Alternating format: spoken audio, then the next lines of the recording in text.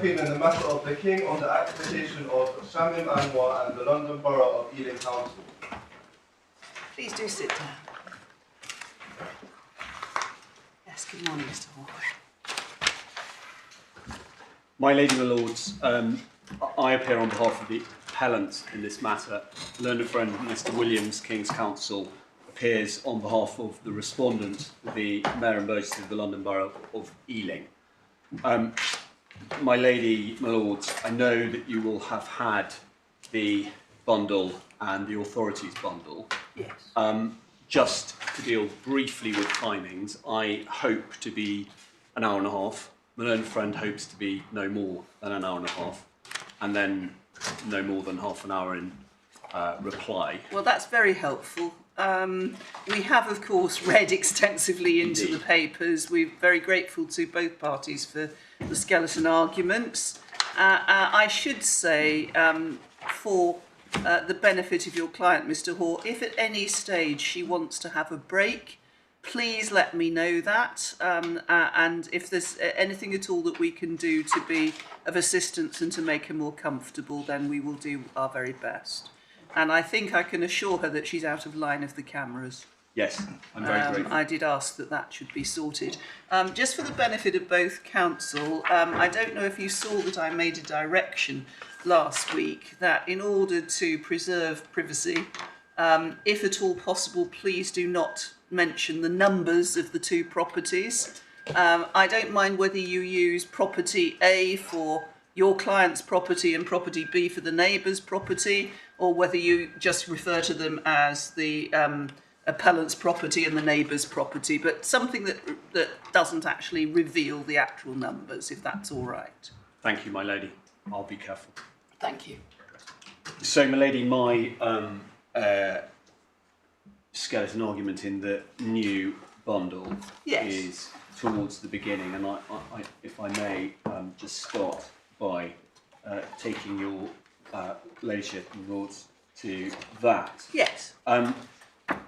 This appeal concerns what may, on the face of it, appear to be a small matter, but is a matter that affects households around the country, and for that reason is in fact a matter of quite some importance. It concerns whether or not, when a property holder or an occupier asks to lower the curb outside a property, they can do that for any property in England or Wales, or only for their property, and that is to say the property they own or the property they occupy. That, in essence, is what this appeal is about. The appellant is the occupier, but not the owner, of one property in Ealing. There is another property next door, which not actually the respondent's property. It's the neighbour's property is probably the best way of describing it. Yes. Where there was an application by the neighbour for a dropped curb. Yeah. Essentially, what happened was that the council considered that it was not possible to drop only that curb, and that for access to his property to be effected, it would be necessary to drop part of the curb in the appellant's property. Sorry to interrupt you, but is it not common ground that there is a shared driveway? Shared crossover? No, shared driveway. My lady, it's not common ground that there's a shared driveway in that there's a driveway that serves both properties. The crossover facilitates access to both. I'm aware that the crossover facilitates access to both properties, but I thought that there was a shared driveway. This is the expression used in the complaint at tab 19 of the bundle, page 158, where the stage 1 of the complaint procedure, the council set out what the complaint was, and it says a dropped curb crossover has been placed on a shared drive. And Maybe it's not a shared drive, but that's how it was put. Can I address? And indeed, the expression shared drive appears about 8 lines further on. Can I address your ladyship's question as I was going to go on to this anyway? His lordship Dexter Dias, QC as he then was, now Mr. Justice Dias, his judgment starts at page 39 in the paper version of the bundle. Yes. I think 1 or 2 pages onwards in the electronic version. I think we're all working off paper, Mr. Moore. I'm grateful. That's helpful to know. The crossover is dealt with at paragraph 11, page 43. Thank you. And very helpfully, his lordship has illustrated that with a photograph. Yes. And he also illustrates it with an explanation. What is common ground is that part of the property adjacent to the lowered curve is owned by the owner of the appellant's property, the property she occupies. Part of it is owned by the property occupied by the neighbour. That, I submit, is the significant point. I say it's the significant point because that allows a car, or indeed a pedestrian, going to the neighbour's property to trespass on the appellant's property. I'll call it the appellant's property. Well, that's a matter of private law, isn't it? It is. But it is a matter that has some significance, or your ladyship may think, and the court may think it has some significance. Do we know the later date of the photograph? on. Approximately. No, but Okay. I can only assume it's from the hearing bundle in the administrative court. One can only assume it's Okay. recent. I can take instructions. We can see a car in front of number 60. Or the neighbour's property, my lord. The neighbour's property. Well, I thought the white car was in front of the appellant's property. That's what I was going to ask Yes. about. So how does Yes. that car get in and out of that space? One can only assume through the vehicle crossover that goes into the neighbour's. And before you get to the vehicle crossover, Indeed, would that be a shared drive? it would be a drive that is owned in part by the neighbour and in Yes. part by the So is the owner white of the car appellant's property. trespassing when it comes in and out? My lord, I understand the points, but this is, I emphasise, a case of strict statutory construction. The question is not whether or not the Mrs. Anwar has used the property and potentially trespassed, or perhaps not, perhaps it's with permission of the neighbour, used that entry to access her own drive. The question is whether or not, under section 184.11, an application can be made that affects both properties. Well, this would be a... Sorry, I beg your pardon. So the short answer is we don't need to worry whether either of the people concerned are trespassing. We're looking at before you get to the land that is owned by the neighbour or by the appellant's landlord. Yes, to an extent, although in respect of the arguments that I make on statutory construction under domestic law, I have referred to the fact that there is a potential trespass caused or encouraged by the dropped curb. And in addition to that, in developing the arguments that I make under the Convention, Article 1 of Protocol 1 to the European Convention of Human Rights, A1P1 as I have called it, it would only be engaged if there was some effect on the property of the owner of the appellant's house. And so that's why that is relevant. And that's why I've drawn your lordships and your ladyship to that particular photograph, because irrespective of who is trespassing on whose land, the very fact that this curb was dropped meant that it was inevitable that there would be some trespass, or could be some trespass, on the appellant's property. If we may leave aside the facts of this case, Indeed. because you got permission to appeal because of the potential wider Yes. importance of the point of statutory construction, it will apply to many properties throughout this country, semi-detached properties, with a physical arrangement not unlike this one. or it probably where only there is a semi-detached, shared drive. possibly some. But the effect of your argument is that if only one of those two owners applies under section 184 subsection 11 and there isn't an application or consent from the adjoining owner, then the council can't respond. That's absolutely right. Yeah. However, as I have put it in my skeleton argument, there are ways around that. The first and most obvious way around that would be for what I call two individual applications. My own friend has addressed this in skeleton argument and suggested that I've undermined the argument by saying it's a joint application. Wouldn't be. It would be two individual applications by two neighbours for a dropped curb that affects both properties. That effect, as I submit, is the proper statutory construction of vehicle crossings, a crossing to a premises. And if it wasn't possible to obtain the consent, to not consent, but to obtain the cooperation of the neighbour to make that application in sync, and that could be addressed by joint submissions, but it would be two individual applications on my construction of the law, then that wouldn't be able to be done.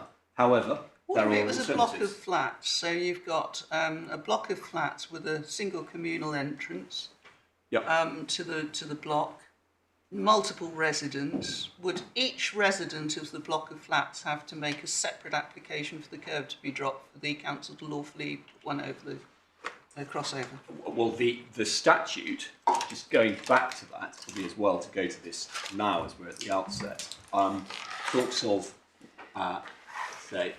statute is at tab 1, page 3, Yeah. section 184.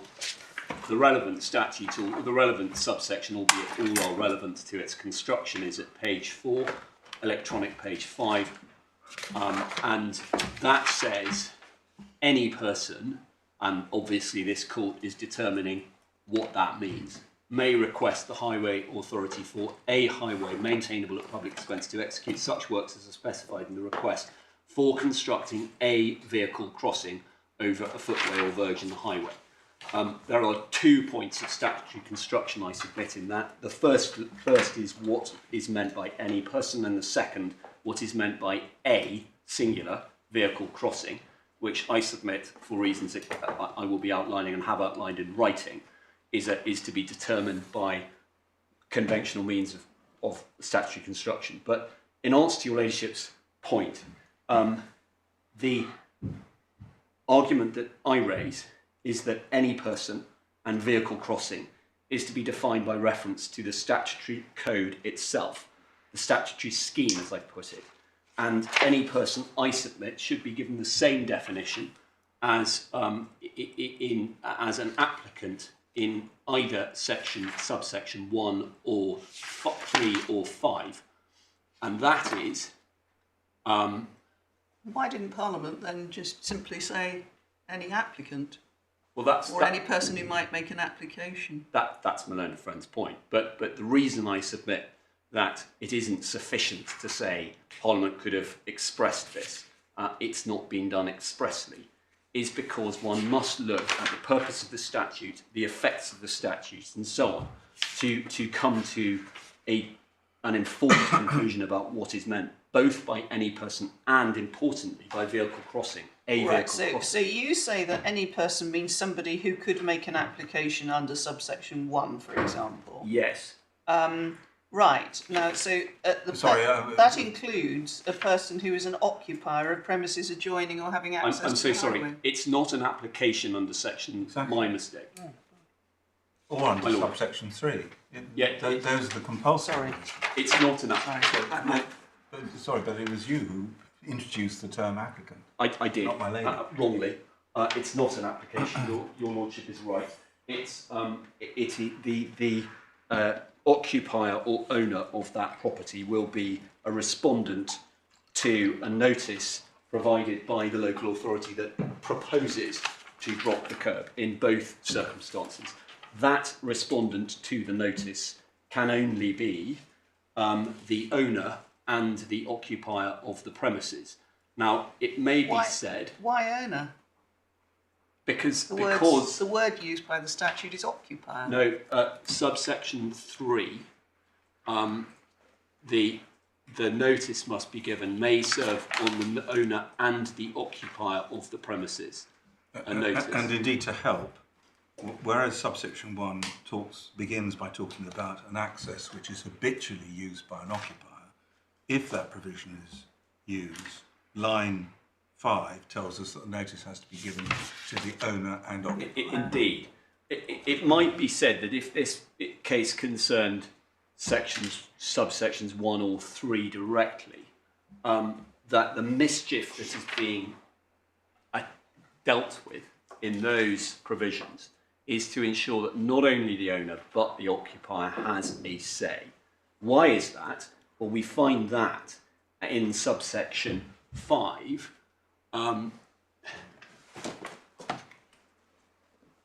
Or do we find that in Schedule 4? I think it's actually, yes, it's Schedule 4. We find that in Schedule 14 to the Act at page 19 of the Authorities Bundle, 20 electronic.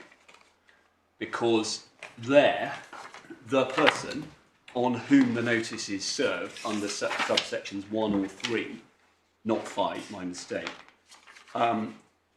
has the right to object. Yes. And the reasons for the objection, which I rely on in my submissions, are not only the reason pointed out by His Lordship in the administrative court, which is that it's not. It doesn't. In fact, they don't concern money, but money is relevant because if the objection is upheld, the owner will not, or occupier won't need. The owner won't need to pay for the. There's nothing about payment there, unless it's covered by conditions imposed by the notice being unreasonable. But the point is that the scheme involves the service of a notice, Yes. And the council can require the works to be carried out at the expense of Yes. the person who stands to benefit from the access. And His Lordship's right to point that out, but it's not the only. It's not the only No, it's reason, and that's important because I'm really dealing with this in answer to Your Lordship's question, my Lord Justice Holbrook's question, which is Holgate's question. I'm so sorry. Which is that why, or it may be Your Ladyship's question. No, my Your question, going back to it, was suppose you've got a block of flats. Block of flats. In either a purpose-built block of flats or one of these big Victorian houses that's been subdivided, multiple occupants, and one of them's got a car that they want to drive into the premises and park in front. So that person makes an application under subsection 11 for the dropping of the curb. Is that possible, or because they are an occupier, or do all the other occupants have to make separate applications? Well, in answer to that question, the mischief being directed by this or being modified by this statutory scheme is to ensure that all owners and occupiers are properly consulted where there is an application. So the answer is they've all got to do it. That can be the only answer that is consistent with the statutory scheme. Well, it's the only answer that's consistent with your case, isn't it? So the proposition is that if you've got a purpose-built block of 63 flats with an entrance that serves all of them, every single person in that block has either got to make a separate application or consent to an application made by the owner of the ground floor flat to drop the curb to allow all of them to get in with their vehicles. Consent to an application is important, my lady, because this is no different to many circumstances. Well, it's no different, for example, to the situation under section 184.1, where if one occupier is served, that's insufficient. One must presume, otherwise the mischief being addressed by section 184 and schedule 14 would not be addressed. See, I'm exploring your argument in relation to one building, not in relation to neighbouring properties, but just the service of one single building.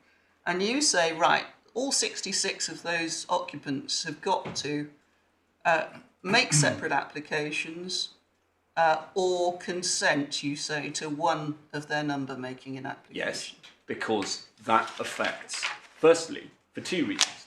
The first reason is because that affects potentially affects their properties. So if a curb is dropped and cars can access one property in that block of flats, or two perhaps, but not others, that potentially may have an effect on their property. Your ladyships and your lordships don't need to determine that question, but that's a possibility. Secondly, it's important because the question in this case is whether or not any person from a neighbouring property, or indeed, as I put it, from anywhere in the world, can make an application that affects the other property and without having any consultation of them. Now, I don't put the case as it may have been put below, that there's a consultation requirement in section 11, subsection 11, but the reason there isn't is because subsection 11 means an application has to be made, and the mischief is addressed by the fact that the occupier and the owner must make that application. They may not be the prime mover if there is a block of flats. They may encourage the others to make that application, as they would need to do if, for example, they were trying to buy a freehold, or in many other examples that one can think of involving blocks of flats. But yes, they would need to involve the occupiers of that property. But that is no different. One problem with that is, if you want to know why the council are getting involved, why are they exercising powers to drop curbs, a good place to start is subsection 5, which also applies to subsection 11 requests. And what they're concerned with is, firstly, damage to a footway or verge. They don't want cars going back and forward across the pavement edge if it's damaging the highway. Secondly, the need for safety getting to and from premises. And thirdly, the passage of traffic in the highway. I'm not saying they can't have regard to the impact on individuals if they want to, but isn't the underlying purpose of this act to do with the state of the highway and the safety of the highway, not the protection of two people who live in a single Victorian house that's subdivided into two? Undoubtedly, in respect of subsections 1 and subsection 5, there is a dual purpose. The primary purpose, your lordship is absolutely right, of course, is what it says on the tin in subsection 1 and subsection 5, which is that there is consistently cars in subsection 1 going over a raised curb. The council says this isn't good enough.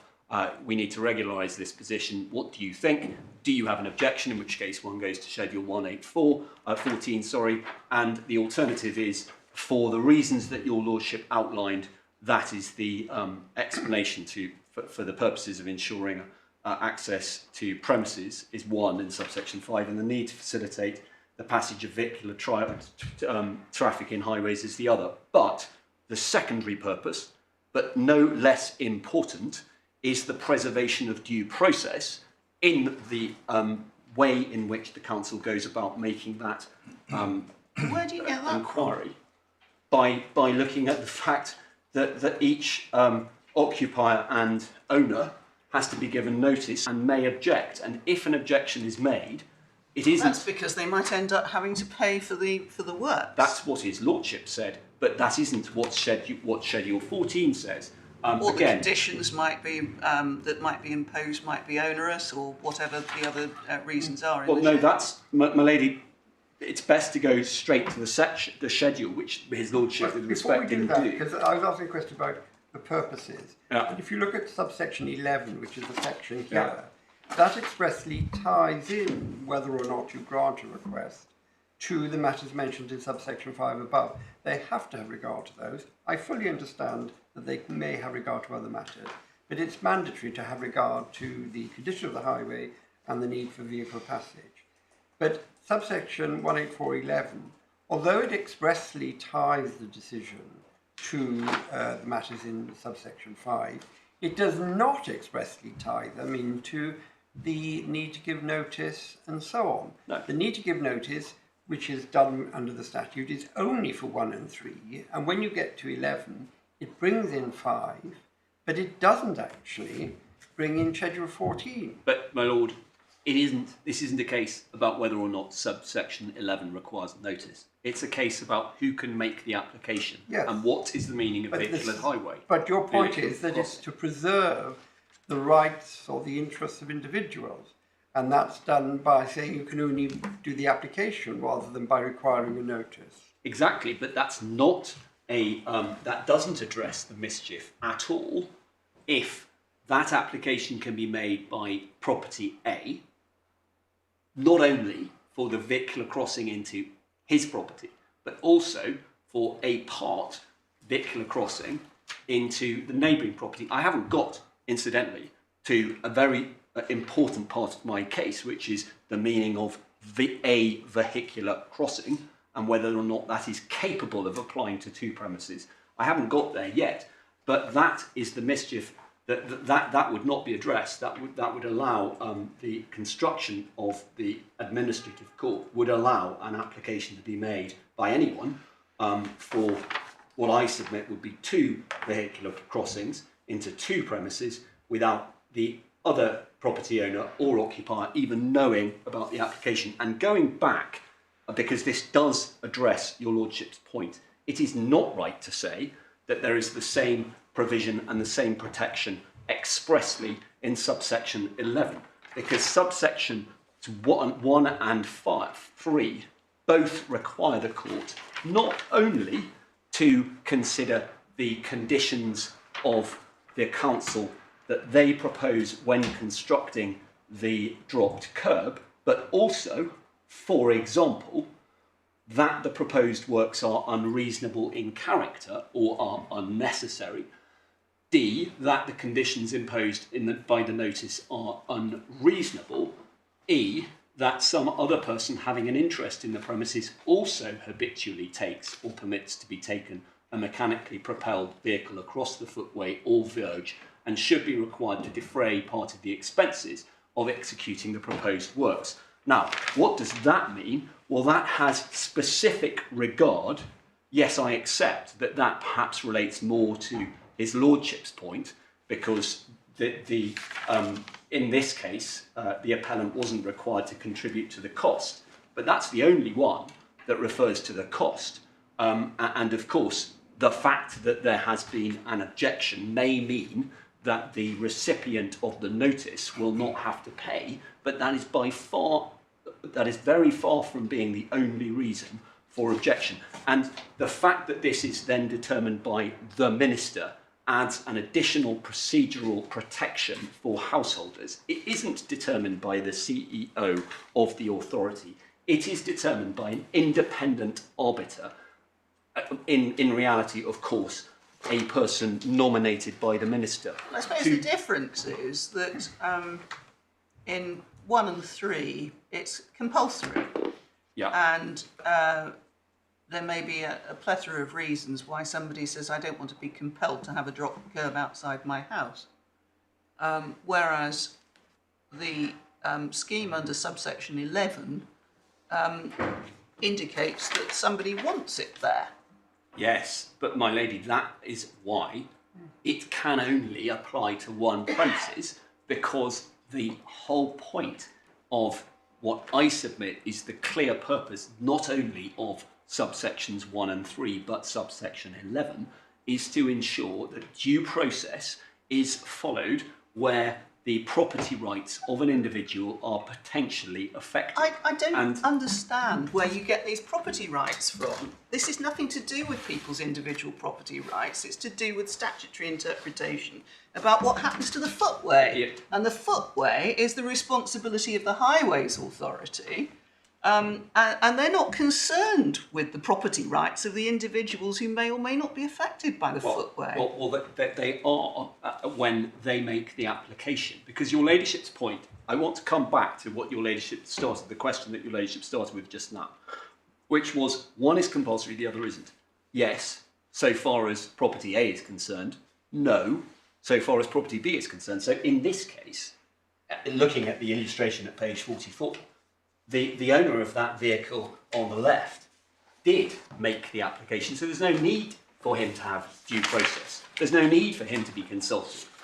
But the owner and occupier of the neighbouring property did not. And as I put it in my submissions, that is to treat two situations which have identical effects on property B in a different way. So if the council makes the application under subsections 1 or 3... No, it doesn't make the application. You keep saying that, Mr. Hoare. The council says, we are going to carry out these works. The compulsory part is the making them pay or imposing conditions. They could carry out the work at their own cost and remove the curbway, and that would be the end of it. Not under section 184 they couldn't. Yes, No, they no, could. but they could do it under their highway powers generally. Yeah.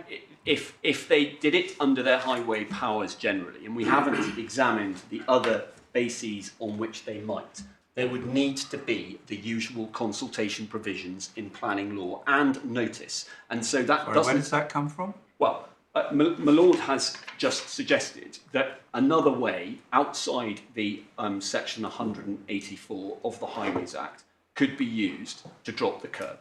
Yes. But Well, has that been examined? if that was done under a proposal, that would need publicity and it would need Well, we consultation. need to look at the statutory provisions, wouldn't we? Well, no. Could I just start following up my lord's question? Help me, because this use of the term compulsory. The compulsion, as I understand it under subsection 1 and subsection 3, is not that anything will be done on the occupiers, the area occupied by the occupier or the area owned by the owner. It simply works in the public highway, which will be carried out by the highway authority, not by the relevant owner or occupier. The element of compulsion is limited to the costs. Is that right? Only to the extent that a property owner adjoining a premises is unaffected by dropping... Sorry, where the power is used in 184.1 or 3, the compulsory element is the costs. Your Lordship's right to the extent that, as his Lordship outlined, although the property owner is likely to own the land underneath the highway, at a certain point, the local highways authority will own that land, and they can only drop the curb. By dropping the curb, they can only do that on the highway, and it is correct to say that they are not therefore directly encroaching on the adjoining property's land, and they are only compulsorily requiring that owner to pay. To that extent... Can we come back to my lady's question about the block of flats? If we imagine a purpose-built modern block of flats with 66 units, it's likely to have a proper access with a proper drop curb. But what about the situation we might find in this road, where you've got a semi-detached house, 2 stories, maybe 3 stories, and it's converted into flats? And in that context, my lady's question is, well, what happens if, under subsection 11, one of those flat owners wants there to be a drop curb? On your argument, they won't be able to rely upon subsection 11. Well, But let us move forward one stage further and suppose that the local authority thinks that in the public interest it would be a good idea to have a dropped curb, and they therefore use subsection 1. On your argument, subsection 11 wouldn't be in play. But if they use subsection 1... On any view, my lord, surely. On any view, it wouldn't be in play. Well, I don't think that's what the local authority is saying.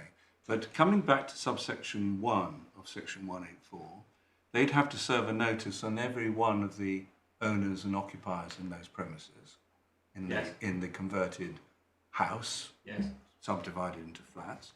And when we come to look at the expenses, each and every one of those flat owners or occupiers would have to contribute, as opposed to the argument which is put forward by the local authority. If one flat owner can make a request under subsection 11, and only that one person wishes to have the drop curb, they will have to pay the whole bill.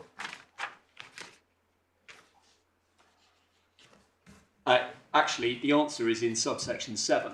Right. So your Lordship's right that that's because the statute says so. Page 4.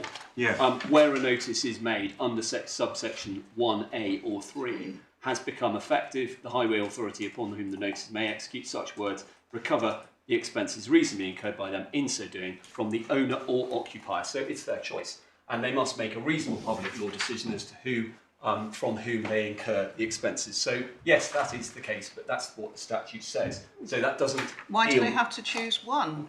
They can choose all. Yes, as a matter of statutory interpretation, the owner or occupier, singular includes the plural, doesn't it? It does, absolutely. I'm not suggesting that they need to choose. They could divide it between them, but presumably they could say it's joint and several. But we don't need to address that question. So going back to my Lord's question, yes, it is absolutely right that the council can ask the payment to be from any of them.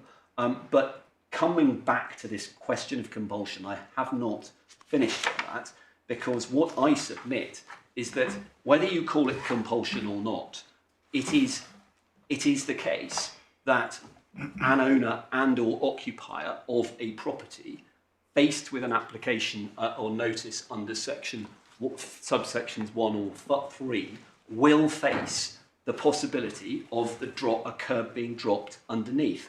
And the law, the statutory scheme, recognises that that isn't just something that may cause cost to him or her or them. It is something that will have other effects because it allows them to object. And going back to your ladyship's question about the flats and also my submission, in subsection 11 cases, an application can be made by an individual anywhere in the world according to his lordship's judgment, and I emphasise that because he has not qualified that meaning and he could not do so.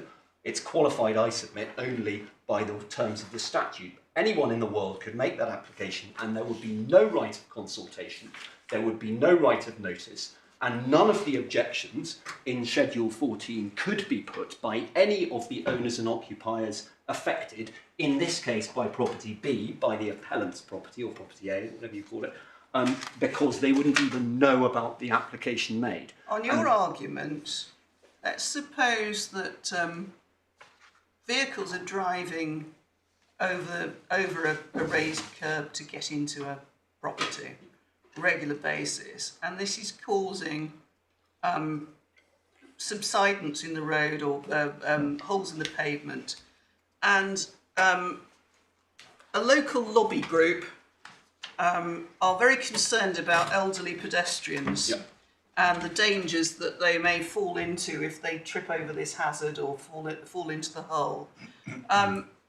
The chairman of that local residents association would have no status to go to the council and say, this is really dangerous, I'd like you to drop the curb so that it avoids the hazard. That's actually a good example of how the statute should operate in subsections 1 or 3. That property, that group will have good standing to go to the council and say, can you please exercise your powers under subsections 1 or 3? But they can't use subsection 11. No, because they're not the property owner, and because if they did so, there would be no requirement to consult or anyone else. And I accept that there's no consultation requirement in subsection 11. This was a bit of a red herring, frankly, in the court below, but that's not the point. The reason there's no consultation provision is because there's no notice provision, and consequently that suggests that the statutory scheme would not be met by allowing any person in the whole world to make that application. Rather, any person which should be constructed by the purpose of the statute and the colour of the words around it, any person should be taken to have the same meaning as the recipient of a notice, because there is no need for notice if that application is made by them. But I think it's probably necessary, if I may, to turn to the other question of statutory construction which informs any person, which is a vehicle crossing. Because there's no doubt that there is the same word used in subsections 1, 3 and 11 to use to deal with that particular point, because it isn't only necessary, the council isn't right only because they say any person in the world can make the application. The question is also, what application can they make? That's critical. I wonder, though, if it might be an opportunity to take I know that your ladyship and your lordship have seen my submissions. There's a very extensive authorities bundle, which is, a lot of it is not now relevant because some of them are costs matters. But there are some important provisions in addition to those. Before we do that, can I just understand it? As I understand it, you say a vehicle crossing Yes. is a crossing from the highway over the drop curb to the premises. A premises. A premises. But 184 doesn't say that. Let's have a look. 184.1, if you look at it, the trigger point is that where a person, the occupier or owner, takes or permits a vehicle across a curbway or a verge in the highway to or from premises.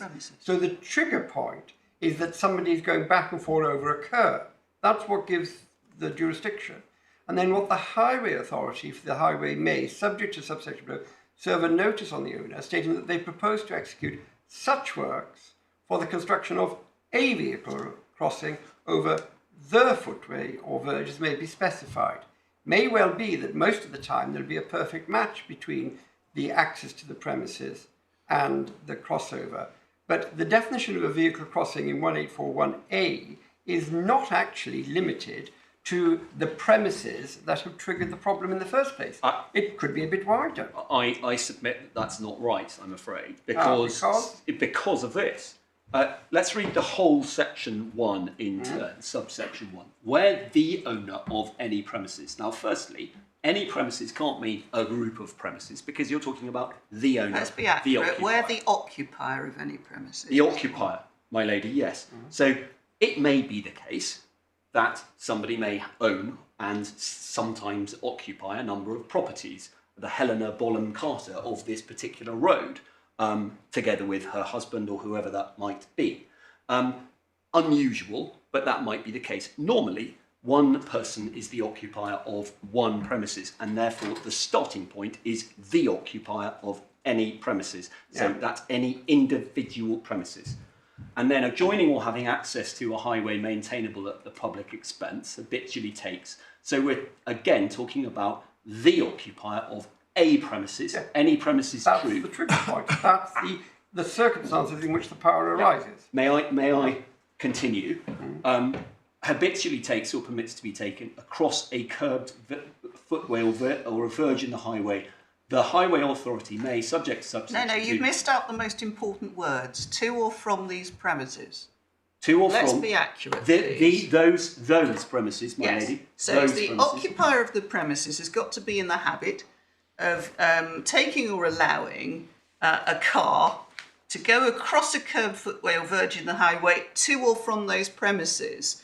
Now, there's nothing in those words that says otherwise than over his neighbour's driveway. No, but the important point is it's directing the application of that provision to the occupier of any premises, that is to say any individual premises, and it's driving to or from those premises. Those premises can only mean an individual premises.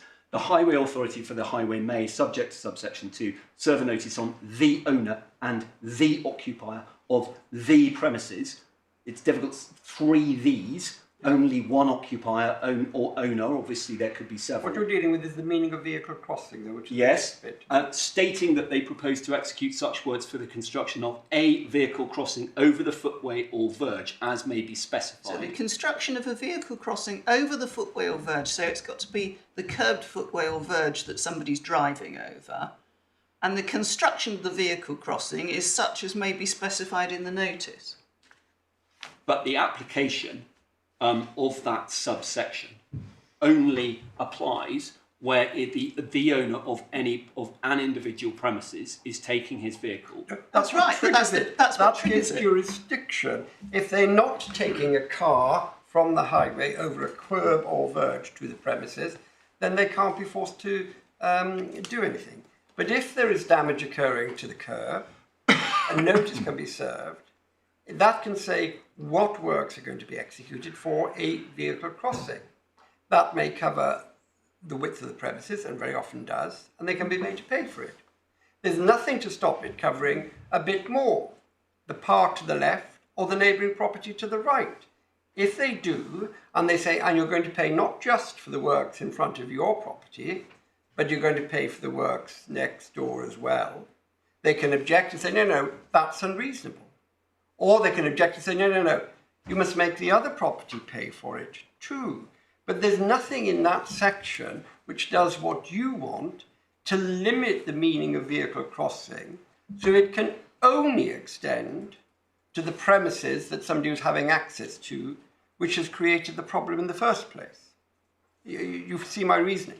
I do, but this doesn't take into account the requirement on the Highways Authority when they propose to do that, because the mischief that statute is dealing with, which is the ability of a person owning a property adjacent to the curb that is proposed to be dropped, is that they must serve a notice on that. No, the mischief is the damage to the highway. Yeah. But the mischief is, no, that's not the only mischief, my lady. That is not the only mischief. Otherwise, it would not be possible for an owner to say that that is unreasonable. The other mischief is the fact that an owner of a property faced with a drop curve will not have the right to object. And that's the alternative and parallel purpose of this statutory scheme. That's why that's why Schedule 14 is so important. But you have to look at it, that there's been some defect or error in the notice, that's one thing.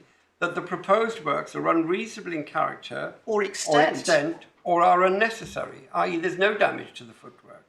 Yes, Or the works are too extensive because they're going across my neighbour's drive as well. but why would should pay. But my lady, why would that? That's a good point. But why would that be limited? A point limited to the neighbour? That why does the applicant, the respondent to that notice, property B, let's say, owner, doesn't care necessarily about his neighbour's property? If he's a good citizen, he might, but often he won't. The purpose of that provision, Schedule 14, is to allow the person in the property adjacent to the proposed drop curb to object to it on all of these potential grounds. Well, provided that a notice has been served on them. Yes, and if it isn't, then this will be a defective and unlawful action. You've got to look at the grounds. The proposed works are unreasonable in character or extent, is one thing, or they're unnecessary. Yeah. Why are they unnecessary? Because they're not damaging the curb. The highways inspector. It could be any number of my lord. It doesn't say because they don't want one there and they don't like one there. It could easily be that they don't like one there, Well, and where they may does say Which of grounds. those does it fall under then? Well, That could fall terribly under sorry, C. we don't like the idea of you dropping the curb. that could fall under. I mean, obviously, they're not just going to say, "I'd rather not have a curb." In the nature of these things, no doubt they will say that it is unreasonable in character for any number of different reasons. That it would not be appropriate for this court to comment on them, because not only would it be open to, but it just your ladyship and your lordships aren't faced with that proposition. We are faced with having to construct this statute, Yes. construe this statute, and with respect, I think it's better if we just concentrate on the language of the statute and what the mischief is that it's intended to. But that's what I am concentrating on, because your ladyship brought the point up that the notice provision allows the person on whom the notice is served to object to the extent. Yeah. And that is exactly why that notice needs to be placed upon any owner of a property adjacent to the curb, because otherwise that mischief will not be addressed. Which provision do you say of this statute requires it to be served on the neighbour? 1 and 3, because they're Sorry, not which bit of 1 and Sub- 3? because It says serve a notice on the owner and the occupier of the premises. It doesn't say serve a notice on the owner or occupier of the neighbouring premises. because it may be that the council wish to construct 2 vehicle crossings. The council could easily say, there's a tree, as in this case, there's a tree in property I'm sorry, A. Mr. Hall, all I want to know is the answer to the question, whereabouts in 1 and 3 do you find that there is a requirement on the council to serve a notice on the owner or occupier of neighbouring premises? Because the nature of subsections 1 and 3 require the notice to be served on any occupier of premises. No, it doesn't. If you look at 1841, Mr. Hoare, it starts by saying when the authority can take action.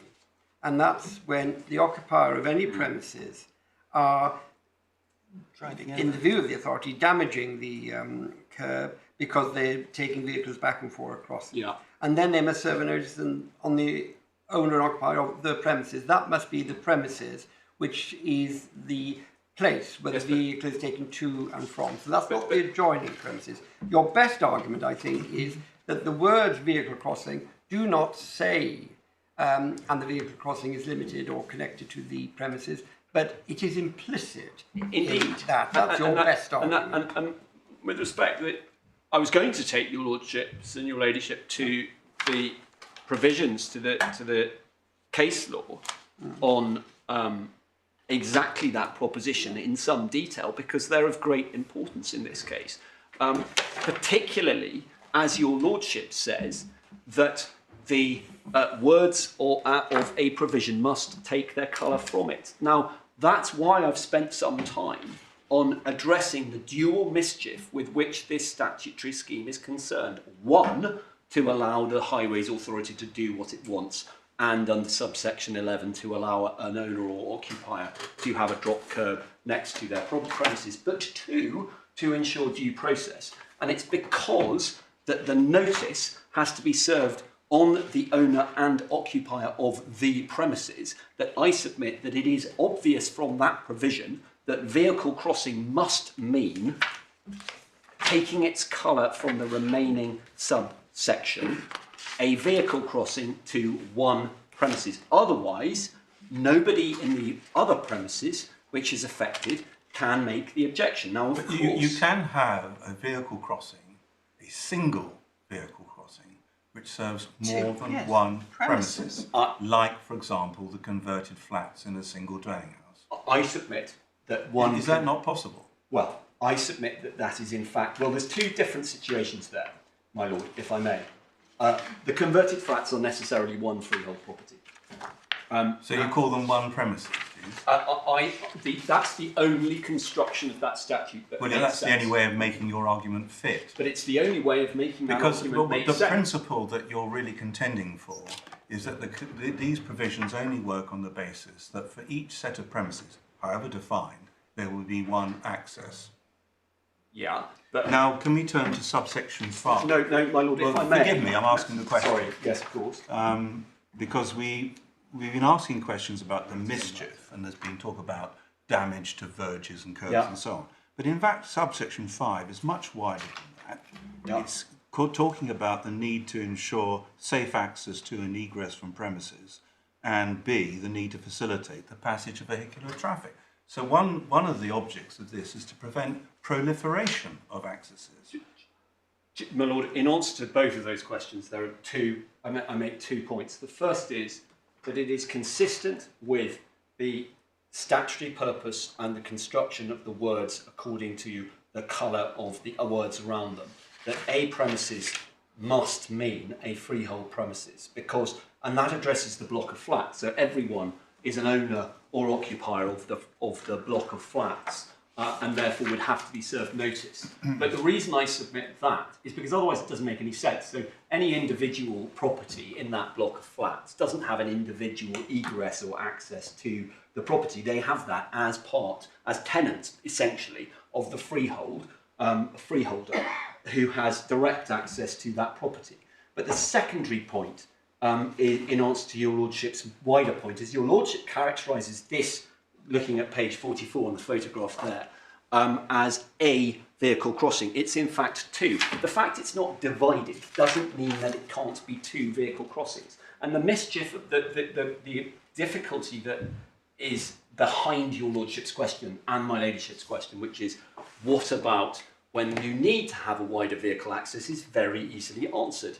It's done by giving notice to both properties, to the owners and occupiers in both Just properties. look at this in simple terms, As regards the area of land which is highway, there is a crossing which seems to me to be capable of accommodating one car width.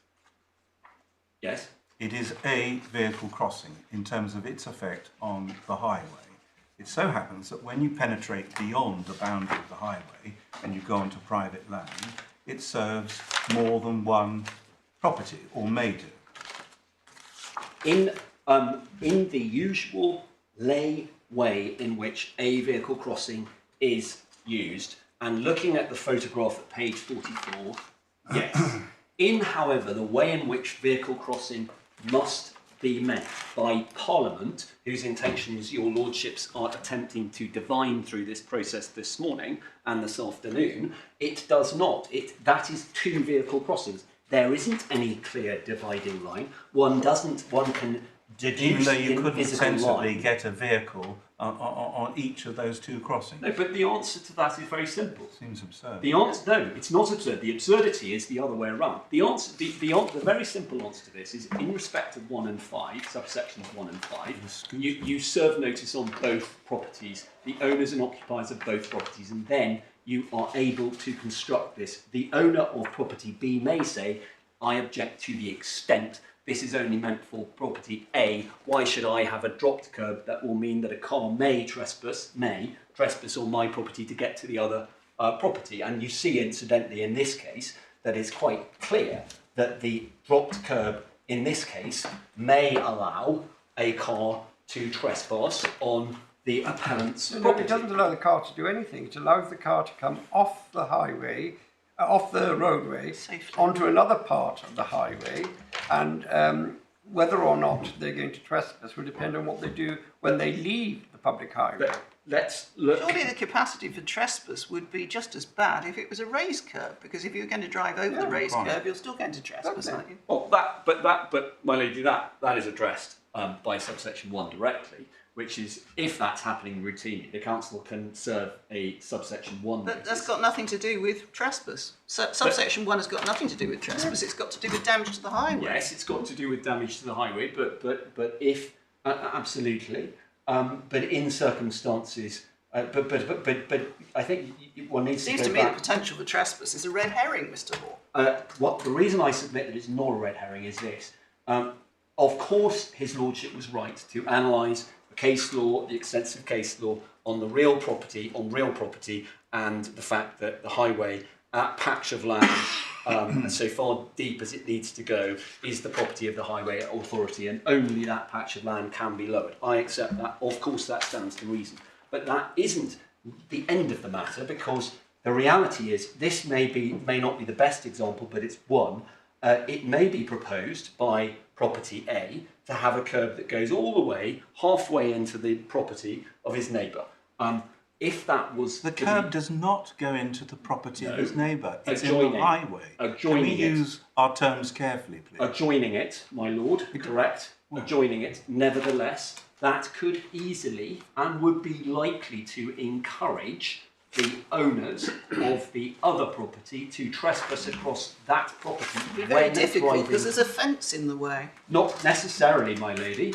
In this case, there may be a fence. In other cases, there may not be a fence. And as your ladyship said, your lordships, and indeed the fence doesn't go, if you look at photograph 44, which seems to be taken in the midpoint of those two properties, it looks as though the fence doesn't go the entirety of the way. Well, that's why the council proposed to put a bollard Maybe. there. But that doesn't address that doesn't address my point, my lady, because as your ladyship and your lordships are dealing with the construction that applies to everyone, you have to think about the effect of this on everyone. And as I have set out in submissions, the effect of a proposed construction of a statute is of great importance. So yes, it is right that if the curb was dropped, that wouldn't in itself affect the property of property B. However, if that property did not have a fence, if that property owner was away for several months, for example, and this was done without his knowledge, as it would be and as it was in this case, that car, the car of property A rather, could easily trespass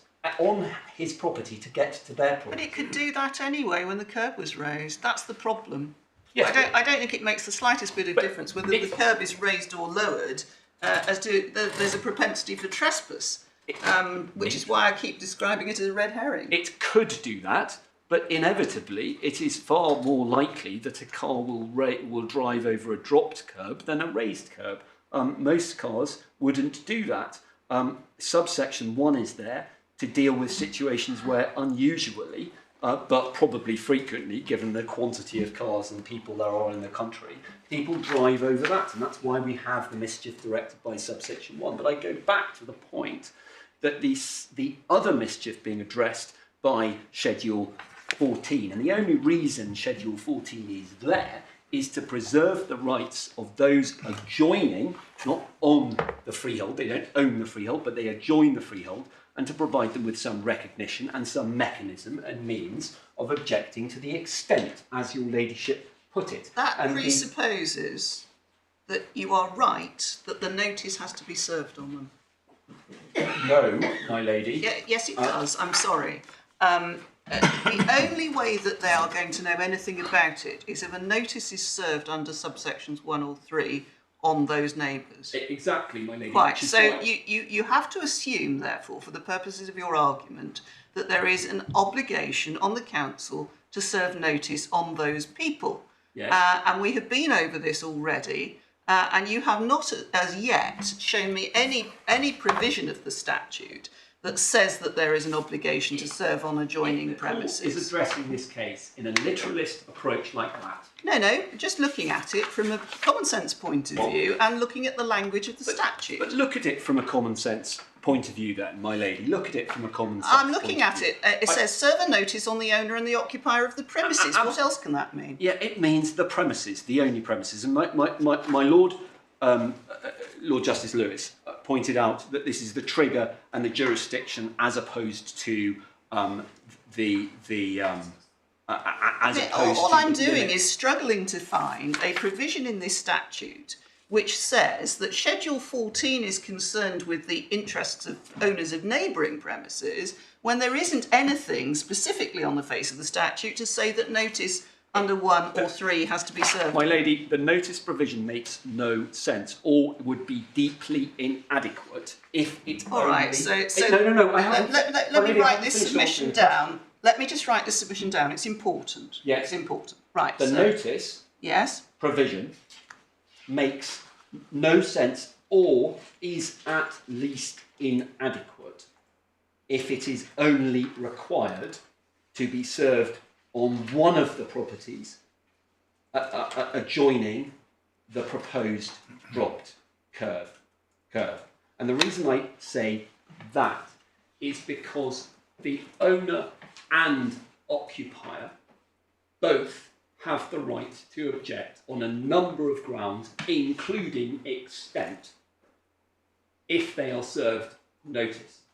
Now, if it is the case that this is only a trigger provision, as Lord Justice Lewis said, if it is only a trigger provision, that will not protect the neighbour, because the neighbour will rely on property A to say, oh, but my neighbour could be affected by this. Not likely, frankly, in circumstances where he's got more right, more ability to manoeuvre his enormous Chelsea tractor, or whatever it might be, outside into his patch of land.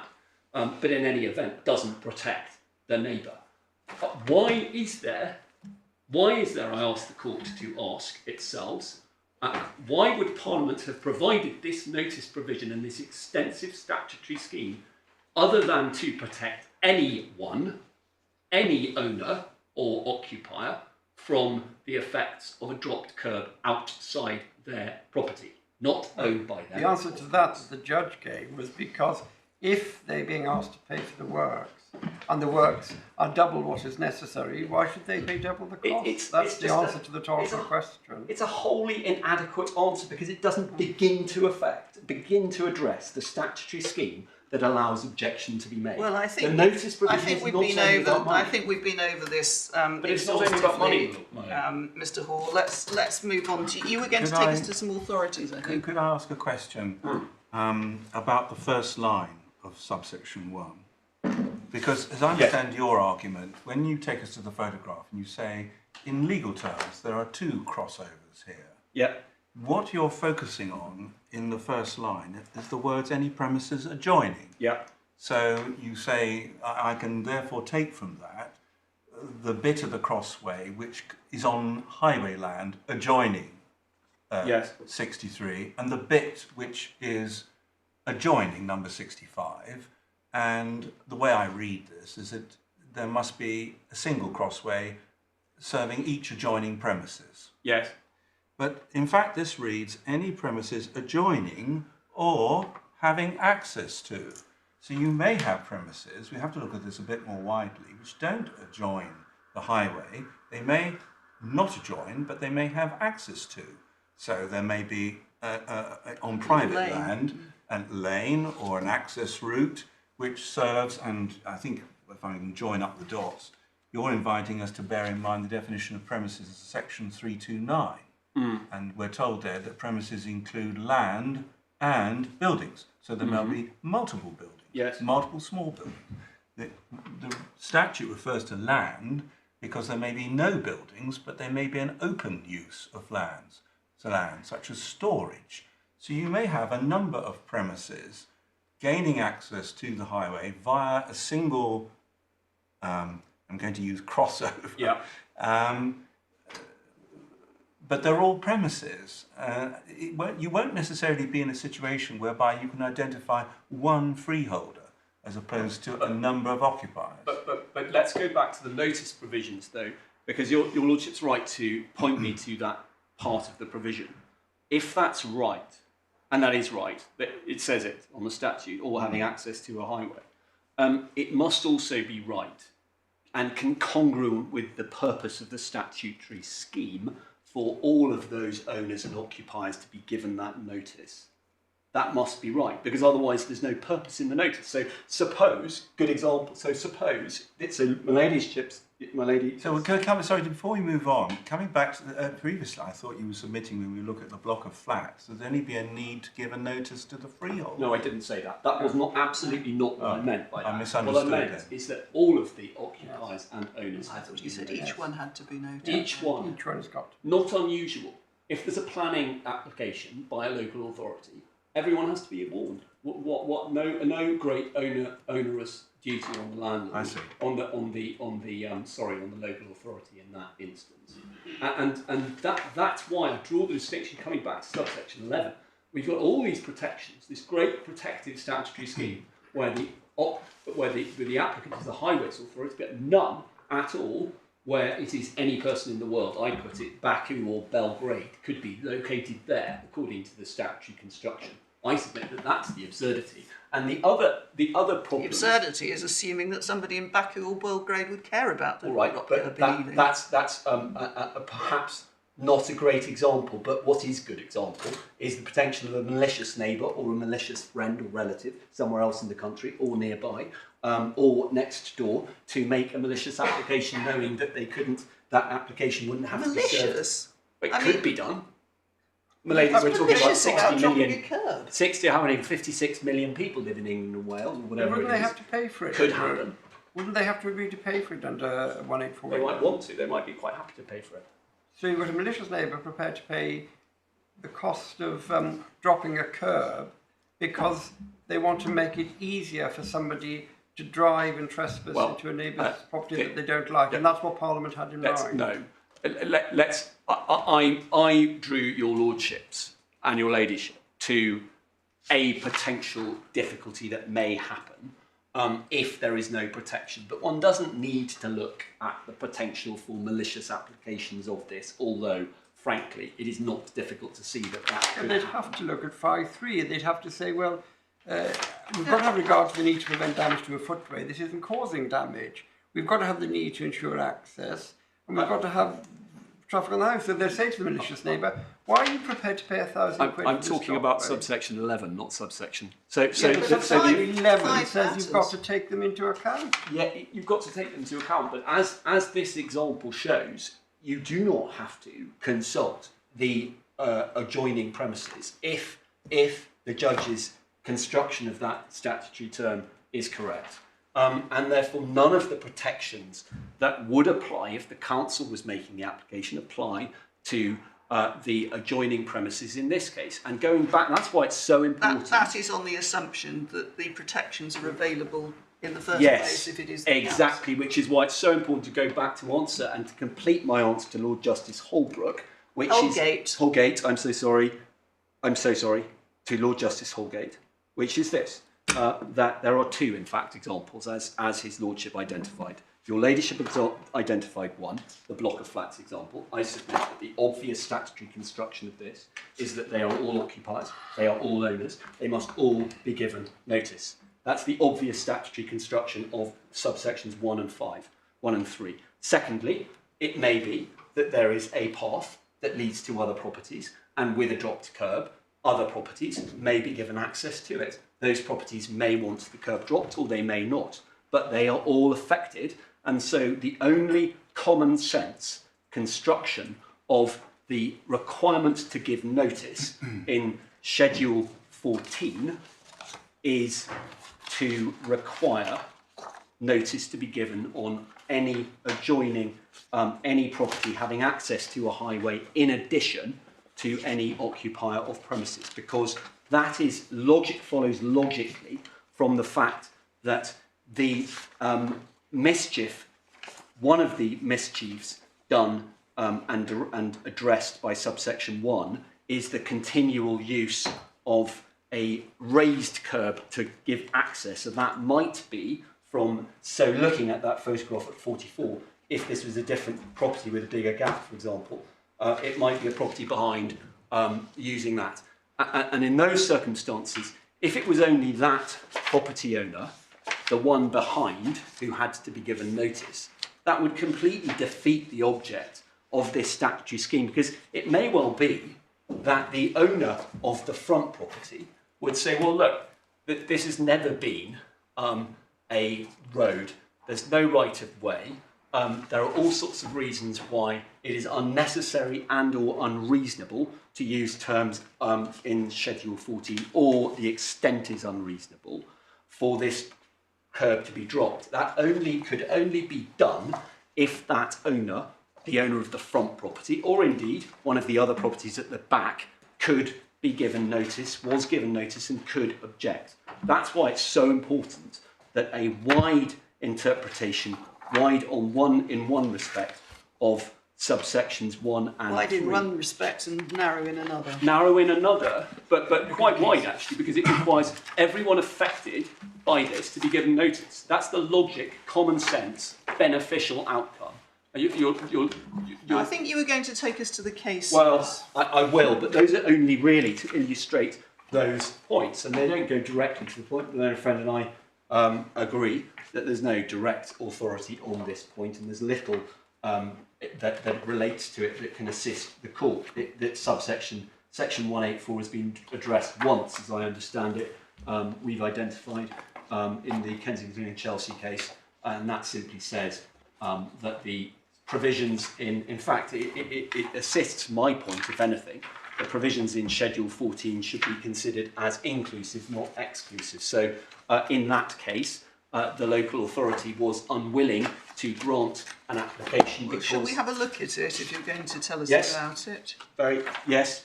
So that case in particular, good place to start because it does deal with this statute.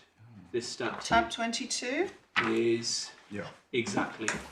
And the facts can be seen in paragraph 1 really, and parking is important here. So 4 lines down, the parking of cars by residents and others in the area is a problem. Although a small minority of houses in Fernshaw Road have off-street parking facilities, the majority do not. For the occupiers of those houses, no alternative but street parking.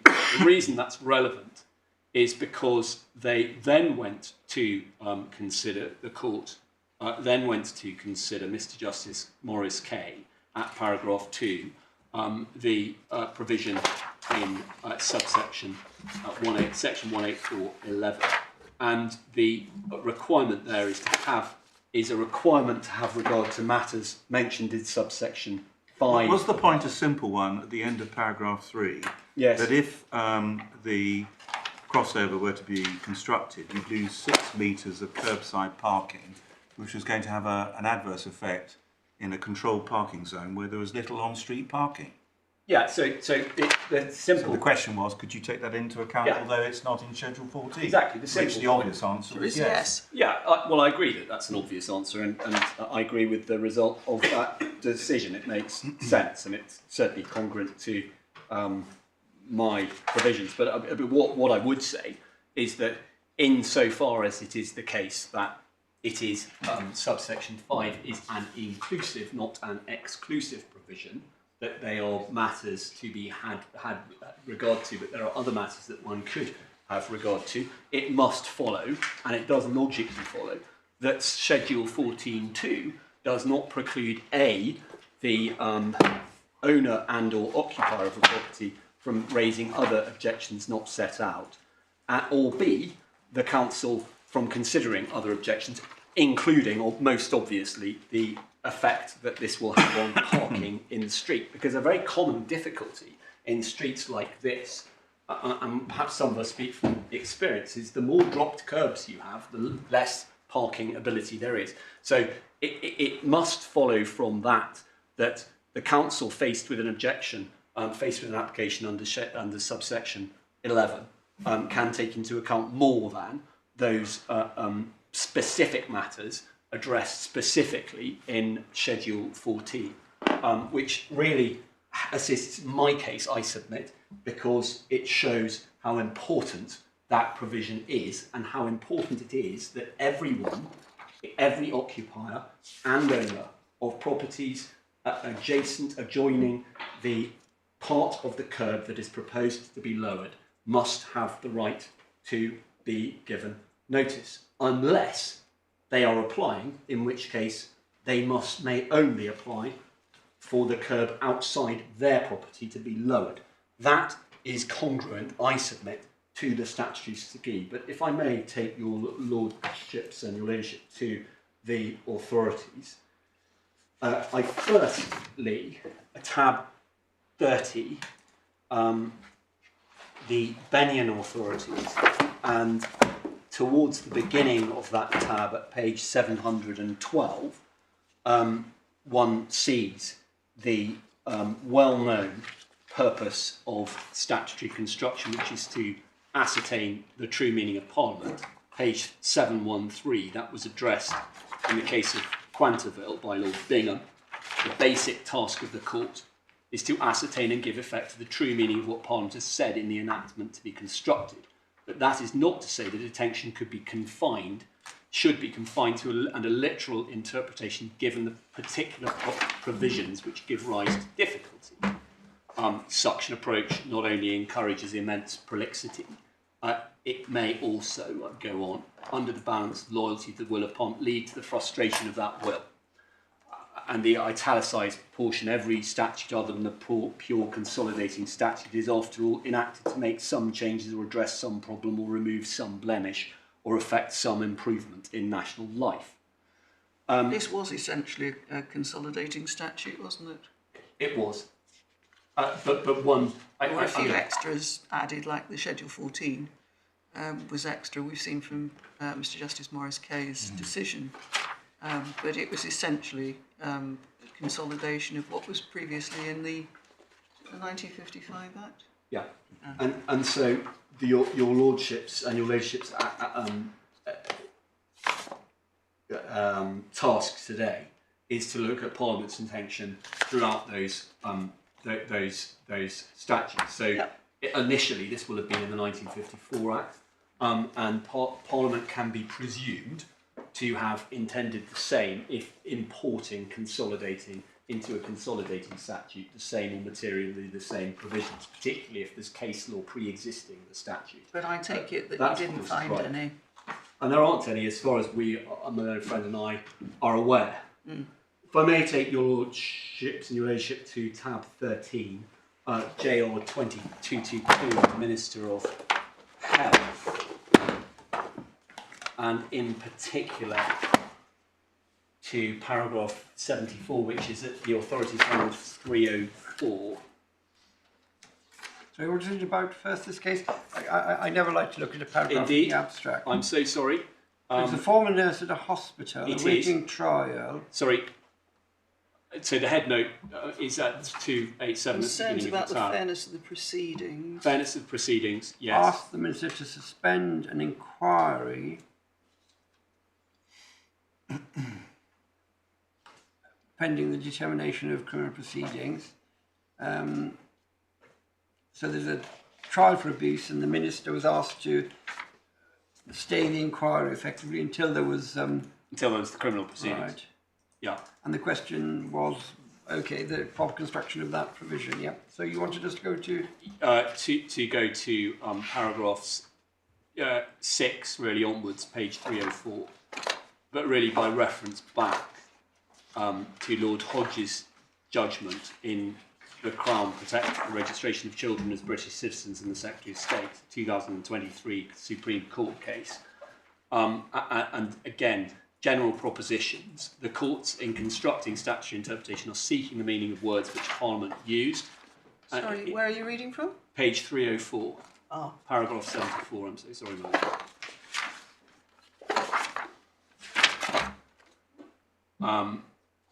And then Lord Nichols of Birkenhead, statutory interpretation is an exercise requiring the court to identify the meaning born from Spaffholm. And again, at marginal reference B, just afterwards, there is an important constitutional reason for having regard particularly primarily to the statutory context. Citizens, with the assistance of their advisors, are intended to be able to understand parliamentary enactments. And paragraph 76, the well-known prohibition against an interpretation producing an absurd result. And then also, in my skeleton argument at paragraph 9, drew your lordship's and your ladyship's attention to Moran, cited in Benyon. A statute cannot be interpreted according to its literal meaning without testing that meaning against practical outcome. If I may draw your lordships and your ladyship to another case, Fry and the England Red. Do we have that statute? Because I mean, it'd be quite useful to know what it meant by the practical outcome. Sentences in the abstract need to be, as you've just said, looked at in context. Do we have Moran or? No, we have we have at page 702 the reference to it in Benyon.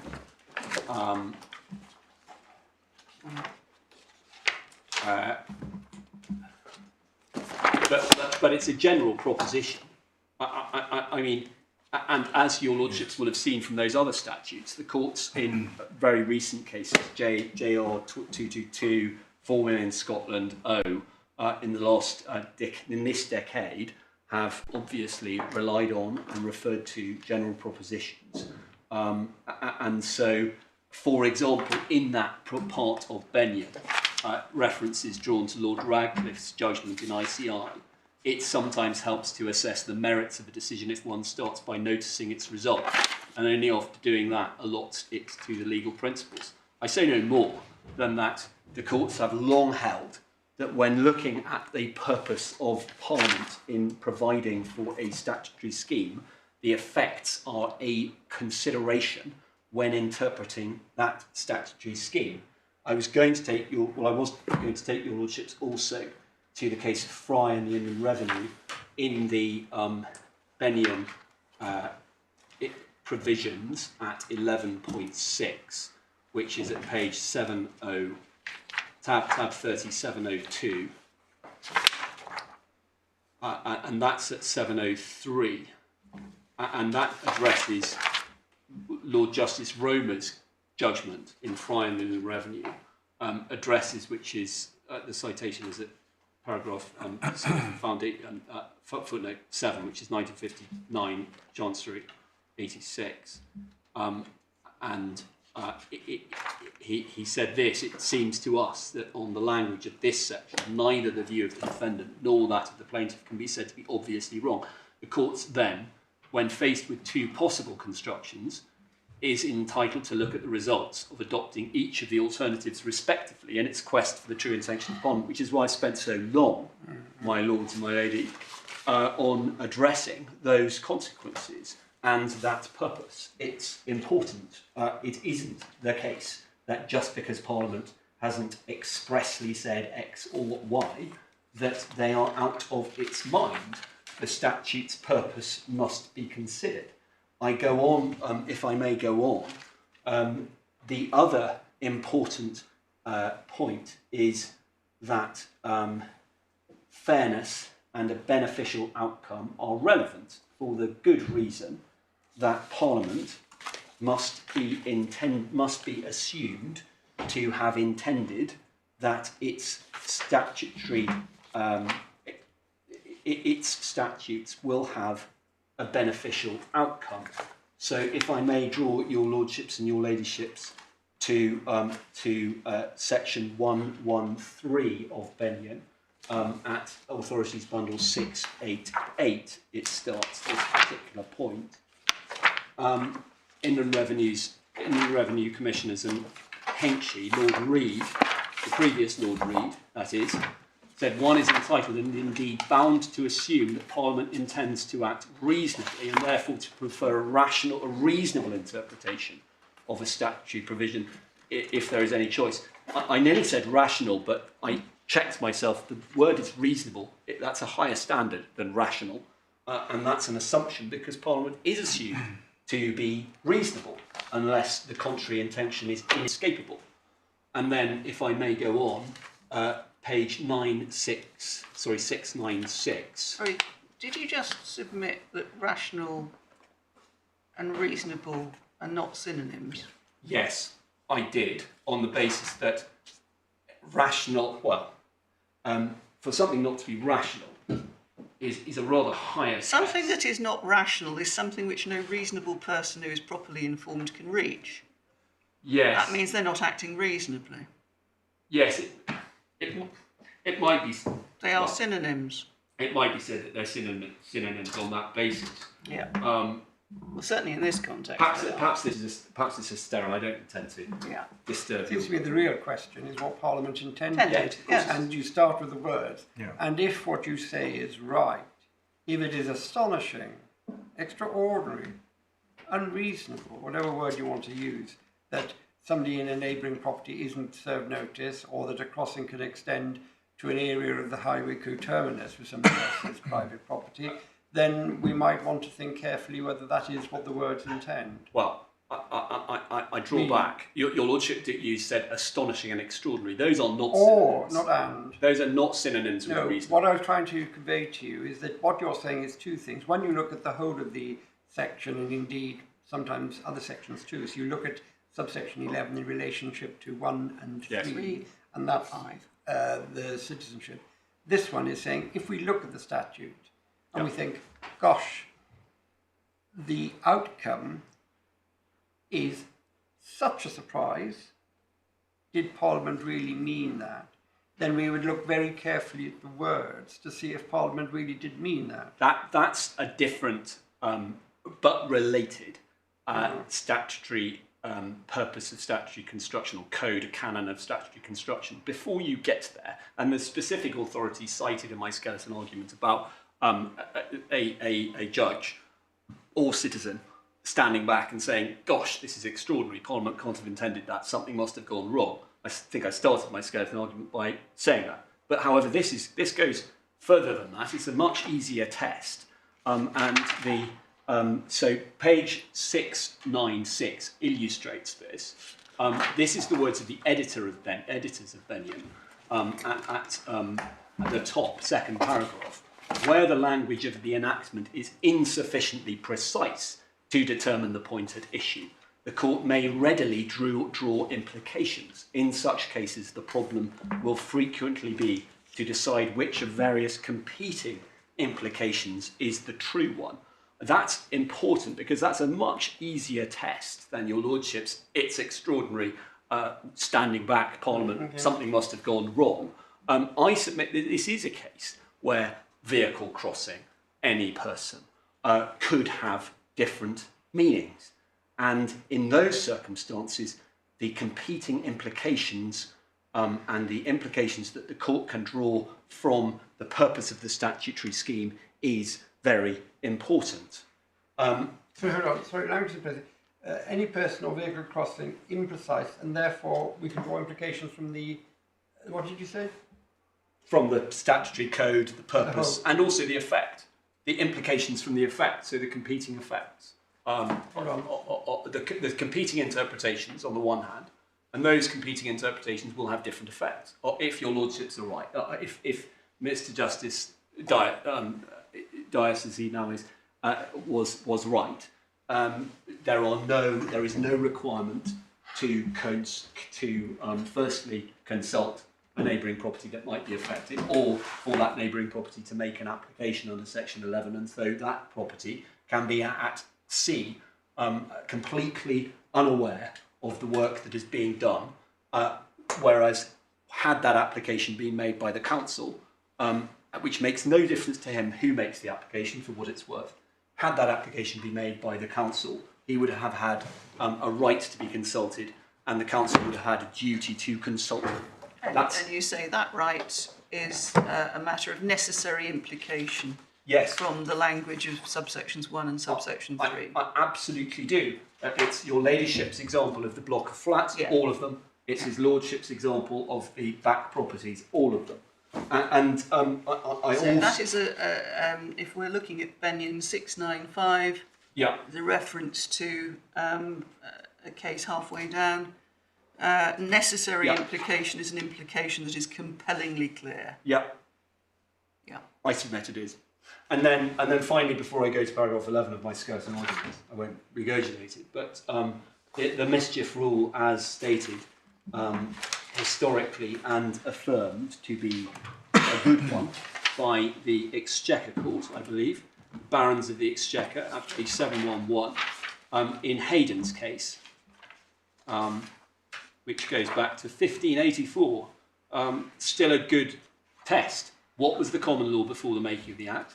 What was the mischief and defect for which the common law did not provide? What remedy the Parliament hath resolved and appointed to cure the disease of the Commonwealth? And the true reason of the remedy. Fascinating though that may be, Mr. Hoare, neither of you, as far as I'm aware, has traced this statute's history back. No. So we don't know what the common law was. If you had traced it back, you might have got into the question of parish upkeep and so on and so forth, but nobody's actually gone back. So we have to make do with what we've got, don't we? We do, but so the first one, I was going to say, clearly doesn't apply because we haven't traced the common law before the Highway Act, which do go back to the 19th century. But some of us are quite familiar with the history of these provisions, but Indeed. I'm not sure you'll find any help in it, but anyway.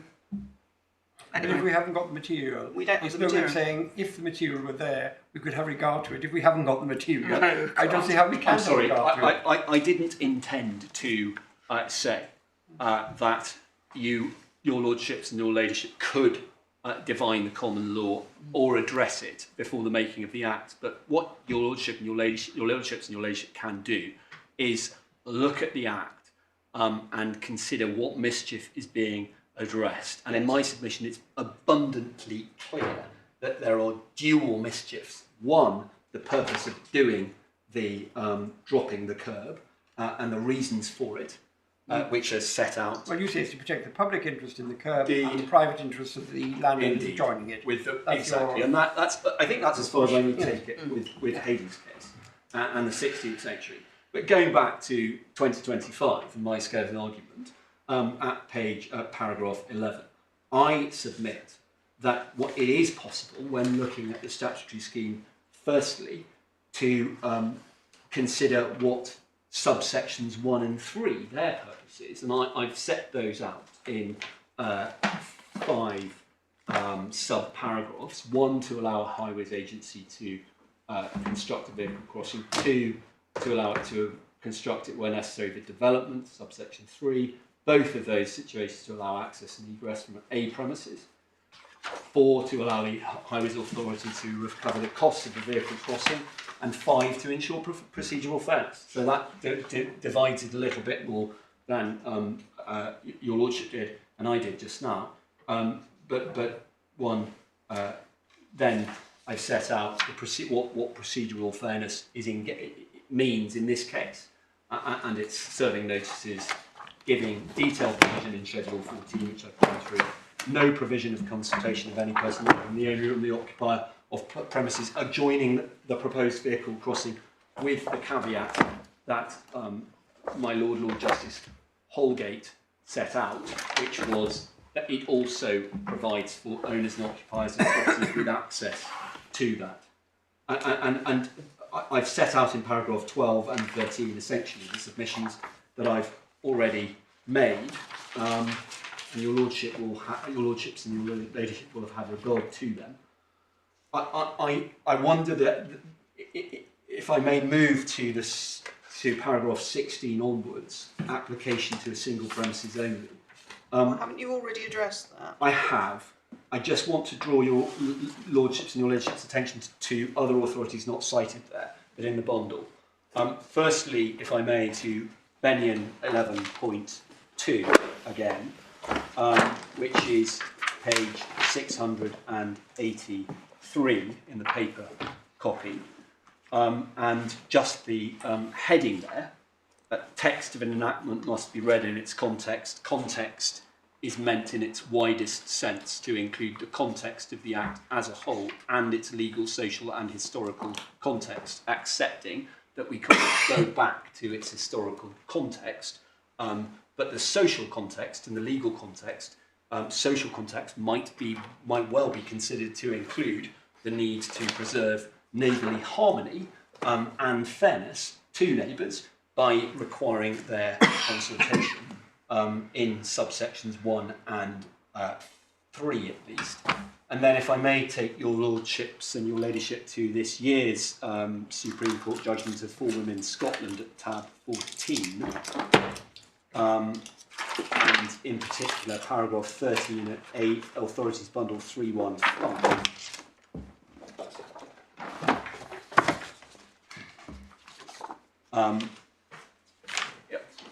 The presumption that a word has the same meaning throughout the Act when used more than once in the same statute is consistent with this principle, that is the purposive principle.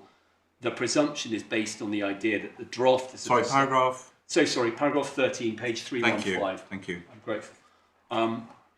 The next page, it goes on. The presumption is based on the idea that the drafters of the statute were seeking to create a coherent statutory text. Yeah. The weight to be given to the presumption depends upon the context. That's important in my submission. It solidifies the old principle of nociter as saucis, which essentially means that words take their colour from the other words around them. And I've drawn your lordships and your ladyship's attention to Benyon 23.1. So on this statute, the word is occupier or owner in 84.1.1, but any person 184.11.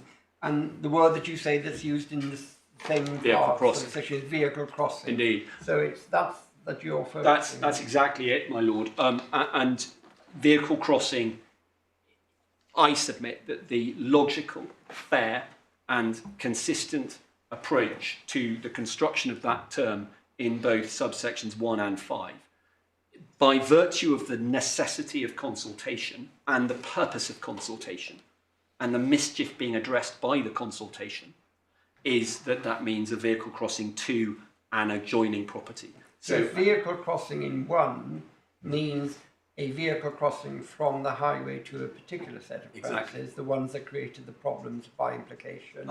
You say it applies to 3 and 11 as well. I do. Yeah. Exactly right. So Parliament shouldn't have used the words any person in subsection 11. Well, that's Malone Friend's argument, and that's the classic literalist approach. So instead of any person should be taken as meaning what? Any person occupying or owning a property adjoining. But can I write this down? Sorry. Any person means AP. The same. Owning. Well, let's get this right. Owning or occupying, and then you went on to say any premises adjoining or having access to the proposed dropped curb, essentially. The proposed vehicle crossing. Vehicle crossing. So going back to page 44 and the photograph there, this is 2 vehicle crossings, not because there is some line invisible. Well, it means having sole access to, I think. Doesn't mean no, not necessarily sole access, my lord, because as one sees at page 44 in the photograph, there are 2 properties can have access to that, and necessarily it will follow. No, but the request must come from somebody who will solely use that access. It's the single access point again. Not necessarily, because the vehicle crossing. Well, let's go back, if I may, to page so it's section 184 and 11. So there isn't a qualification on the reason for the application. It says any person may request the highway authority for a highway maintainable at the public expense to execute such words as are specified in the request for constructing a vehicle crossing over a footway or virgin highway, and the authority may approve the request with or without modifications, or may propose alternative works or reject. Just pausing there. Yes. If we were to look at words of 11, and I know we're going to look at the words of the other section in a moment, so please don't worry about that. Yes. We'll come back to that, I promise you, Mr. Hall. Yes. But if we look at subsection 11, and we want to work out in that subsection, forgetting the others, and I know we can't, what it means, the vehicle crossing there is a vehicle crossing over a footway or a verge. We don't know anything from that description about the adjoining premises to which it serves. So then we look up a bit more and it says, a person may request the highway authority for a highway maintainable at the public expense to execute such works as are specified in the request for constructing a vehicle crossing. So if I wanted to know what the vehicle crossing was, I'd have to say, well, what works are being asked for? And it's the works in the request that will define whether it's a vehicle crossing or not. And that could be in front of property A, or in front of property B, or in front of both. So if I looked at those words only, there's nothing in 11 that tells me that it's linked to adjoining premises. That's the starting point. I then bear in mind what you've told me, that a word in one section, or a phrase, a vehicle crossing, is intended to be used in the same way in other sections. And I go back to 1841. I've got the opening 3 or 4 lines which says how the power arises. And then it says the conserve a notice, rings bells, request notice, stating that they propose to execute such works for the construction of a vehicle crossing over the footway or verge as may be specified in the notice. So again, looking at the words there, there's nothing in the words there that links the scope of the vehicle crossing to a premises. It's to be connected to the notice. You could say, giving them a consistent interpretation means that the work specified could encompass one property or more than one property. And I do think your case really does depend on reading an implication into A to say the only things they can specify in the notice are works to remedy the problem that has triggered the jurisdiction in the first place, i.e. it must be implicit that the works are those to address the fact that somebody's taking a car over a curb to a property and they want to rectify that problem. But that's, I think, the best way of putting your case, not due process and consultation and so on.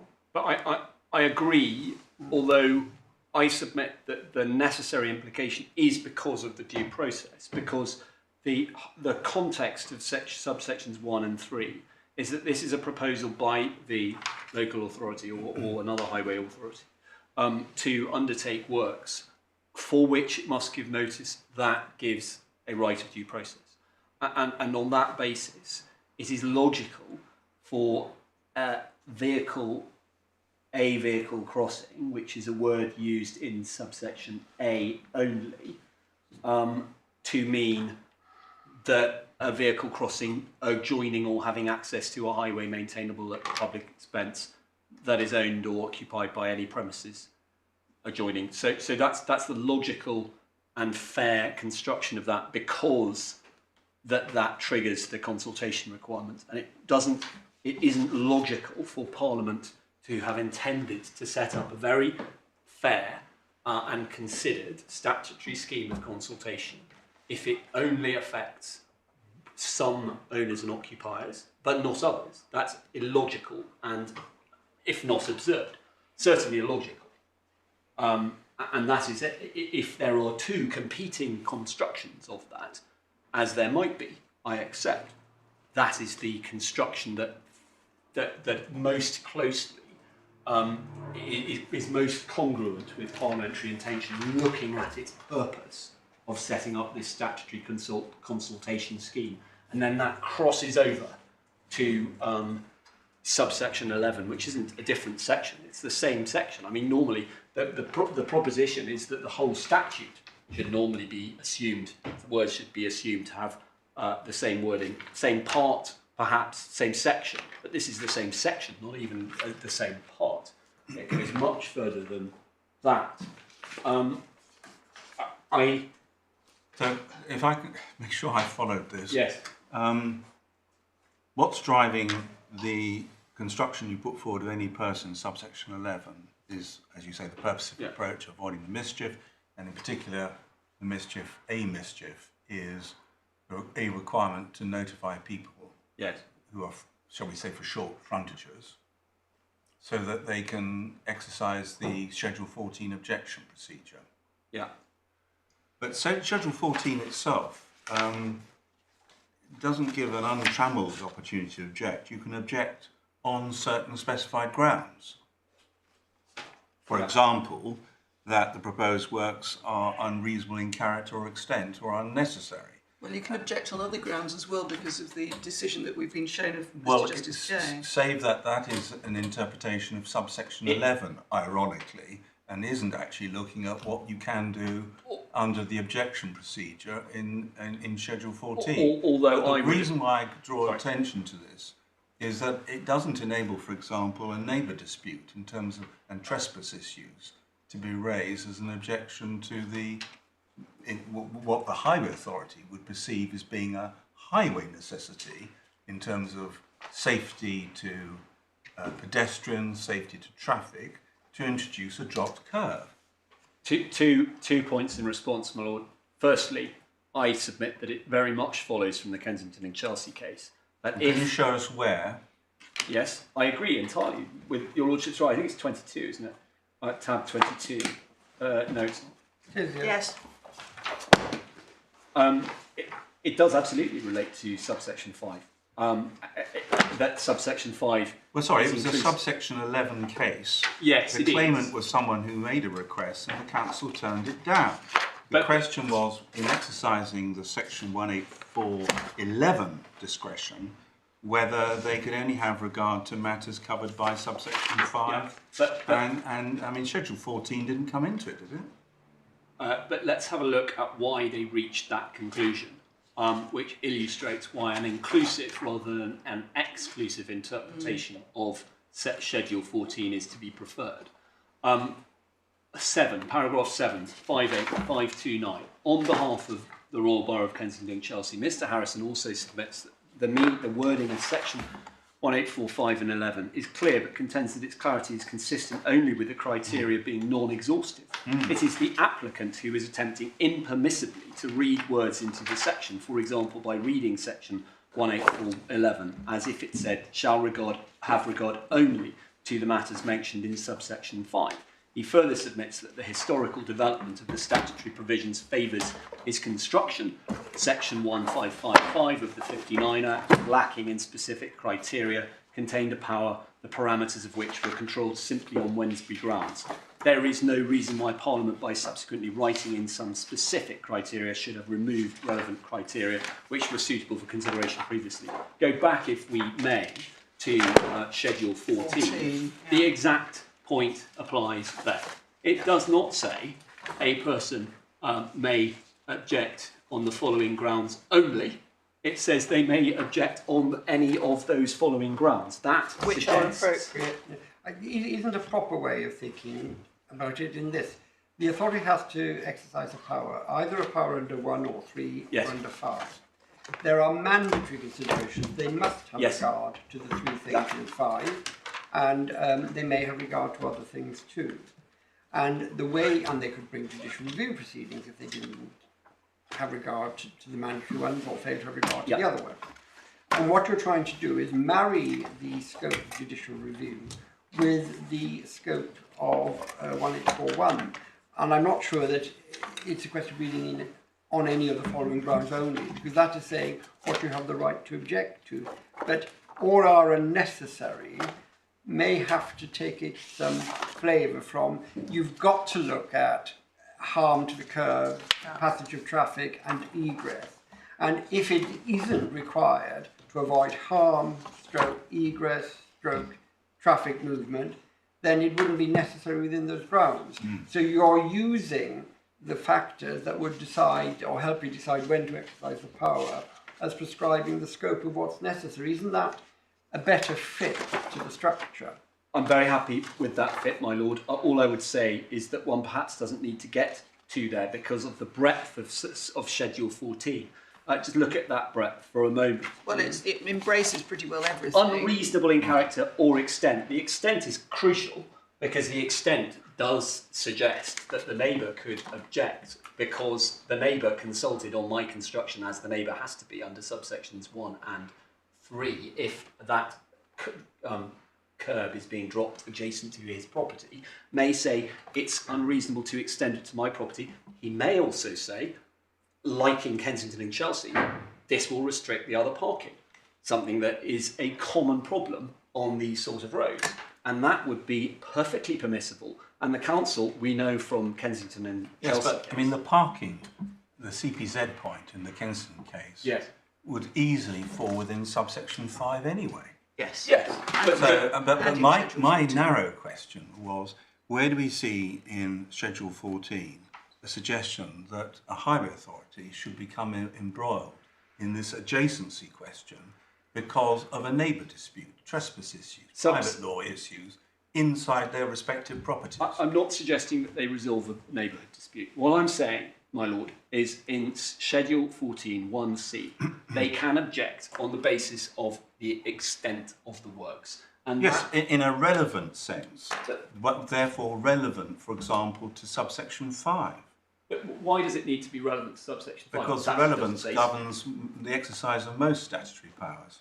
But the statute doesn't, I'm not saying that it shouldn't be relevant, but why should relevance be constructed by means of Schedule 5? So this is a wider section set of objections than subsection 5. Consequently, a wider set of objections can be made by the owner or occupier under Schedule 14 than the council must have regard to under subsection 5. Moreover, although my Lord Justice Lewis has correctly said that there are considerations under subsection 5 that must be considered and other considerations they may consider, if an objection is made under Schedule 14, it follows that the council must have regard to each of those objections. They may dismiss them very quickly because they may be ludicrous objections, for example, and many of those things must be seen by councils up and down the country all the time, but they must address them at least.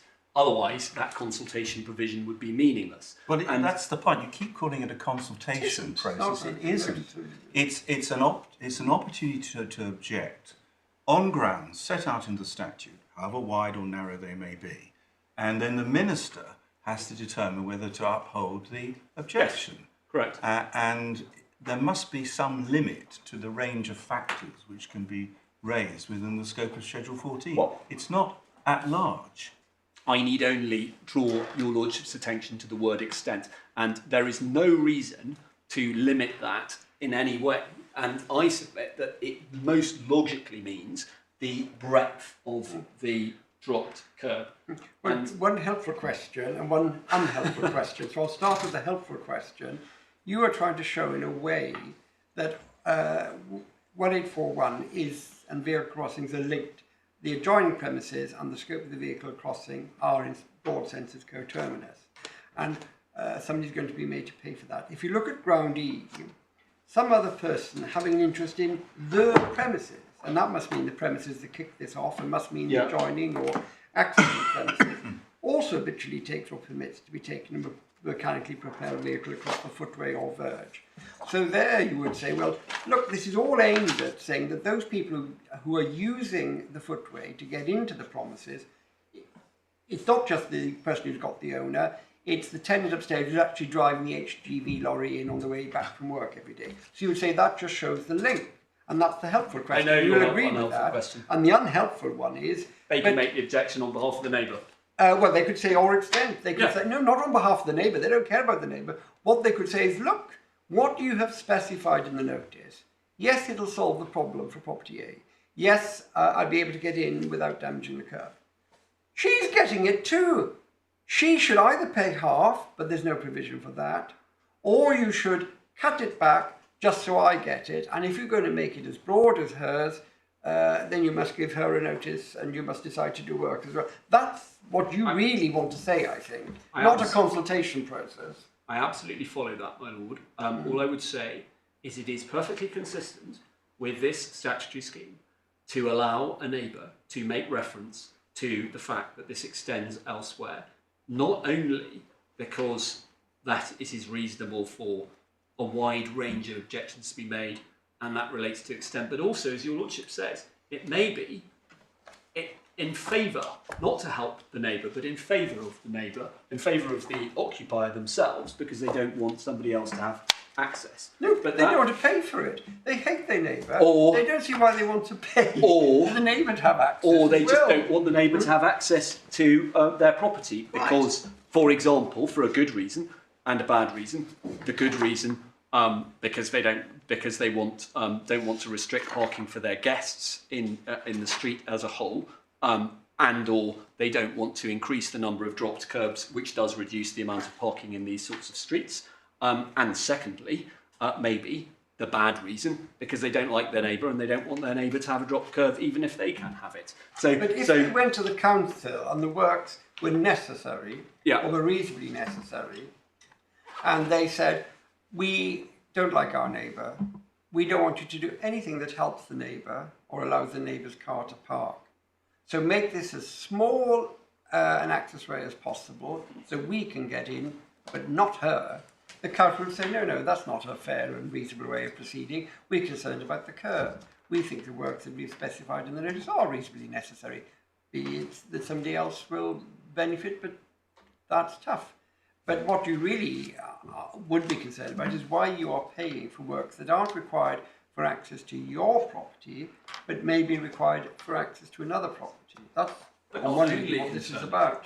But not only concerned about that, my lord. I mean, we're talking about subsections 1 and 3 for what it's worth, because that's the Schedule 14. I called it consultation. It's a term of art that my lord Justice Holgate may rightly took me up on. But whether you call it consultation or the requirement to give notice and the right to reply to that notice, it is simply a matter of terminological. No, it isn't. If the range of objections which can be pursued under Schedule 14 are, I won't say confined, delimited. But why would they be delimited? Because they determine how much of a burden is being imposed on decision makers, such as ministers. And your lordship says would say that is in distinction to subsection 5, because in subsection 5, necessarily the council, when considering whether or not it should exercise powers it wants to exercise, have regard to factors that are not mentioned, providing it. As I say, I accept that point, but I draw back to the fact that paragraph 1C of Schedule 14 specifies extent, and I see no reason why your lordships can say that Parliament was restricting that in ways unexpressed. You say extent includes the width, the ambit of and that's good enough for your purposes. Indeed. Get that. That's my point. I probably don't need to take it any further. Now, Mr. Hoare, I'm looking at the time. You told us you were going to be an hour and a half. You've now been 2 hours, and we haven't even touched Article 1, Protocol 1, or Grounds 3 and 4. Grounds. So I will get to those. I have I'm spent. conscious of the fact we've asked you a lot of I've questions. spent most of all my time really addressing questions. Anyway, firstly, your lordships and your ladyship will have noticed they're not really being tied very closely to the grounds that were not drafted by me. No. Well, we're assuming that you are following the grounds as reformulated in your skeleton Essentially, argument. yes. And since Mr. Williams hasn't objected to that, that's what we're taking as being the scope of this appeal. I'm grateful. So I draw your lordships and your ladyship's attention to the other submissions I make. They're related. I perhaps need not address them individually. I draw reference to the fact that cost isn't the only consideration. I've already addressed that. Turning, if I may, to Article 1, Protocol 1. The simple point I make, by reference to the field case, is that in constructing a lowered curb adjacent to a property, this being an example, but there will be others, page 44 is the photograph, of course, it is at least potentially an encouragement to trespass on that property. So, for example, let's look at page 44 and look at what could be done if the administrative court... Before you get to page 44, yes. You've got to look at the accuracy of the submission that you've just made. Yes. In Field Common Limited, the local authority trespassed. Yes. They laid a tarmac on somebody else's Yes. property to get to an industrial estate. Yes. They had tenants and visitors to the tenants who drove across the trespassing tarmac. And the question was whether it caused or permitted. That's what the order said the court had to assess. So there's no act of trespass here.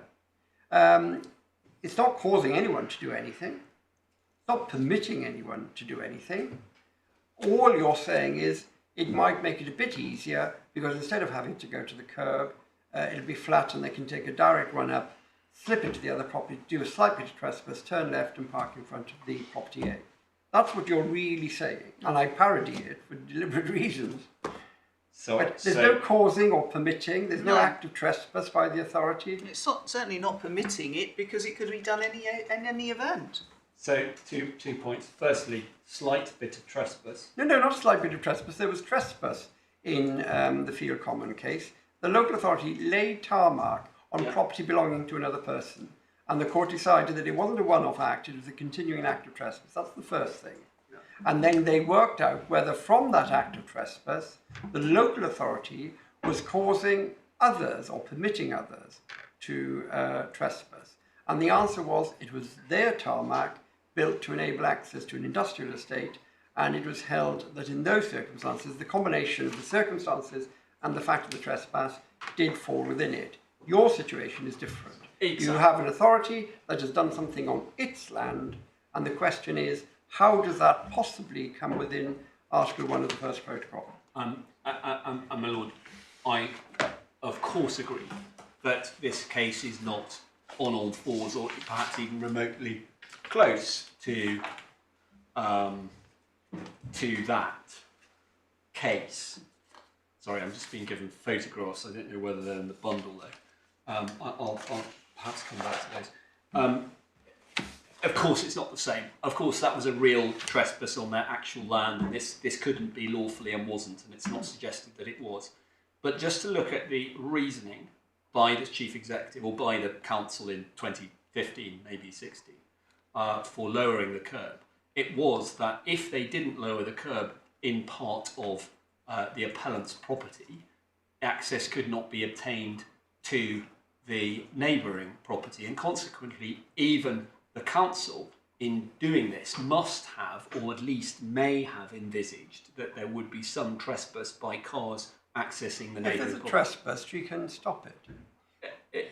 This does nothing to cause the law of trespass to disappear. It doesn't affect her land. It's not on her land. It doesn't encroach on her land. She has her rights as a landowner, or the freehold owner has the rights to stop any trespass. So if you're saying this is a breach of Article 1, how? It can't be. Because of the encouragement that it necessarily gives or could give to neighbouring property holders to trespass on their land. So in this case, the applicant under subsection 11 asked for a dropped curb. And I should say, nothing I say should draw any implications against him. The criticism is against the council. But that was done. The council said, and not as I understand it, the occupier, that can only be done by encroaching, by adjoining the next door premises. Well, where does it say that? It's in the reasoning of the chief executive who explains the It's original. when he dealt with option 1, isn't it? Yes. There's a tree. We can't do it any further, and therefore we have to use access to. That's saying that he can't put it where the tree is. I'd like you to show me, please, something where he says this will encourage trespass across somebody else's property. May I just have a look? It's page 151, and I'll just, if I may, just have a look back at that letter.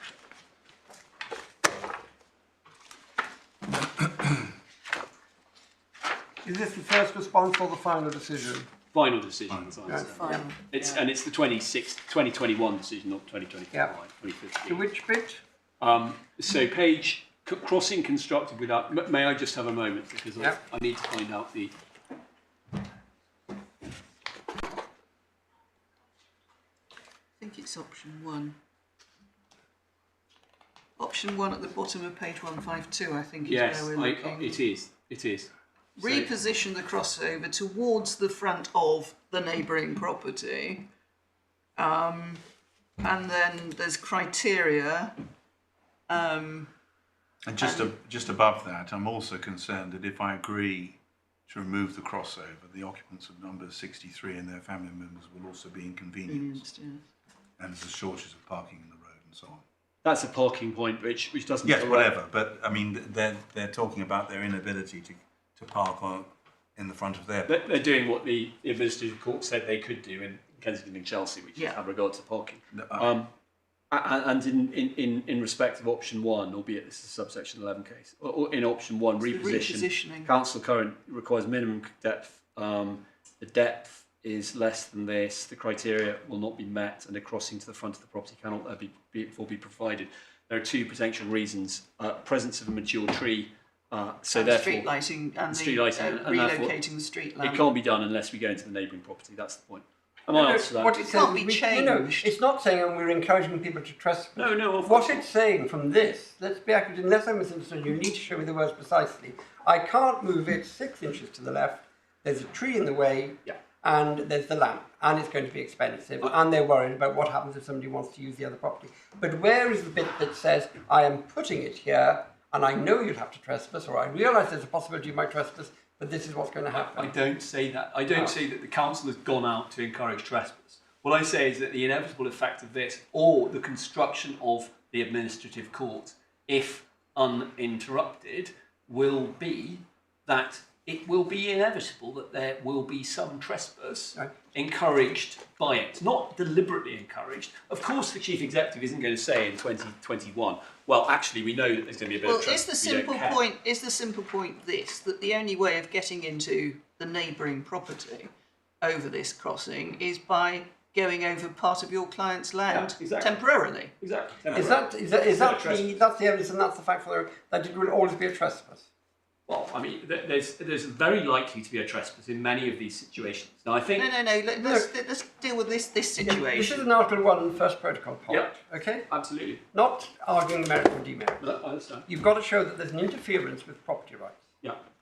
The first, and this is a very practical question I want to know, is it on the evidence or is it not possible to access property A without trespassing onto the driveway of property B as a result of this crossover? This is a Section 3 case under the Human Rights Act, not Section 7. I'm not saying that Mrs. Anwar is a victim. She can't be. No, I'm not saying that. But you get to Section 3 where the normal construction of a statute would lead to a breach. If there's no breach, you don't do Section 3. So we have to establish that there would be a breach. We don't need to get on to victim. So you need to persuade me that there is a breach. The first question, which I repeat for the 3rd time, is whether I've got the facts right or wrong. Is it or is it not inevitable that using the crossway to take a car into the house on the left will necessarily be involve a trespass on the body of the road. I.e., you can't get into the driveway of the house on the left without trespassing on the right. This is why I say this is a section 3, not a section 7 case, because we're not looking only at photograph on page 44. We're also Sorry, looking... Mr. Hall, you can't You're not- draw that distinction. Yeah, you're not actually answering the question. You're not, I'm trying to Well, help you. so- If you're not at the moment helping No, you. I'm Very so sorry. with respect. I'll help. I'll So help. try and focus I'll on the help you out. question. It's a factual question. Do we know from the evidence whether it is or is not possible to go over the crossway and enter the driveway on the house on the left without trespass to the house on the right? This case and the way it's been prepared does not permit the court to answer that question. As is usually the case in judicial reviews, there is little evidence and there was no consideration of evidence by the court below. We have the photograph. Your lordships can see the extent. I cannot say, as a matter of evidence, whether it is possible or not for a car to not trespass into the appellant's property. However, what I can say is that the construction of the court in the administrative court, would allow a curb to go much further into a property, and in those circumstances there will be many situations where it will be inevitable, I submit, practically inevitable, that, not as in almost inevitable, as in inevitable in practice, that there will be some element of trespass, a slight bit of trespass. The next to use your question lordship's is, why phrase. isn't the remedy, if there's trespass, because the trespass isn't the verge crossing, the vehicle crossing, the trespass is a car that leaves the public Yes. highway and enters onto property owned by a different person. When that happens, what you do is bring an action for trespass, and you get an injunction to stop them doing it. And nothing that has been done with the verge, the vehicle crossing, has taken away any rights to bring an action for trespass, has it? What I submit is that the fact that a vehicle crossing can be done, according to the administrative court, adjoining your own premises, if you're the person affected by this, without any consideration of your potential objections that you would make or would be likely to make under subsections 1 or 3, that can encourage trespass over your land. There might be other remedies that you could have by, for example, having a fence and so on, but you might be an owner who doesn't live near that property or in it. You might be an owner who is absent, but who would nevertheless have obtained the notice. It may be that might affect the value of your property. Now, of course, But if you don't say might affect the value of your property, you really have to have evidence of that. There are lots of cases involving Article 1 where evidence has been required. The cases you put in the bundle from the European Court of Human Rights have valuations by property people. You have to establish a breach of Article 1. You haven't got any evidence that it would lead necessarily to trespass.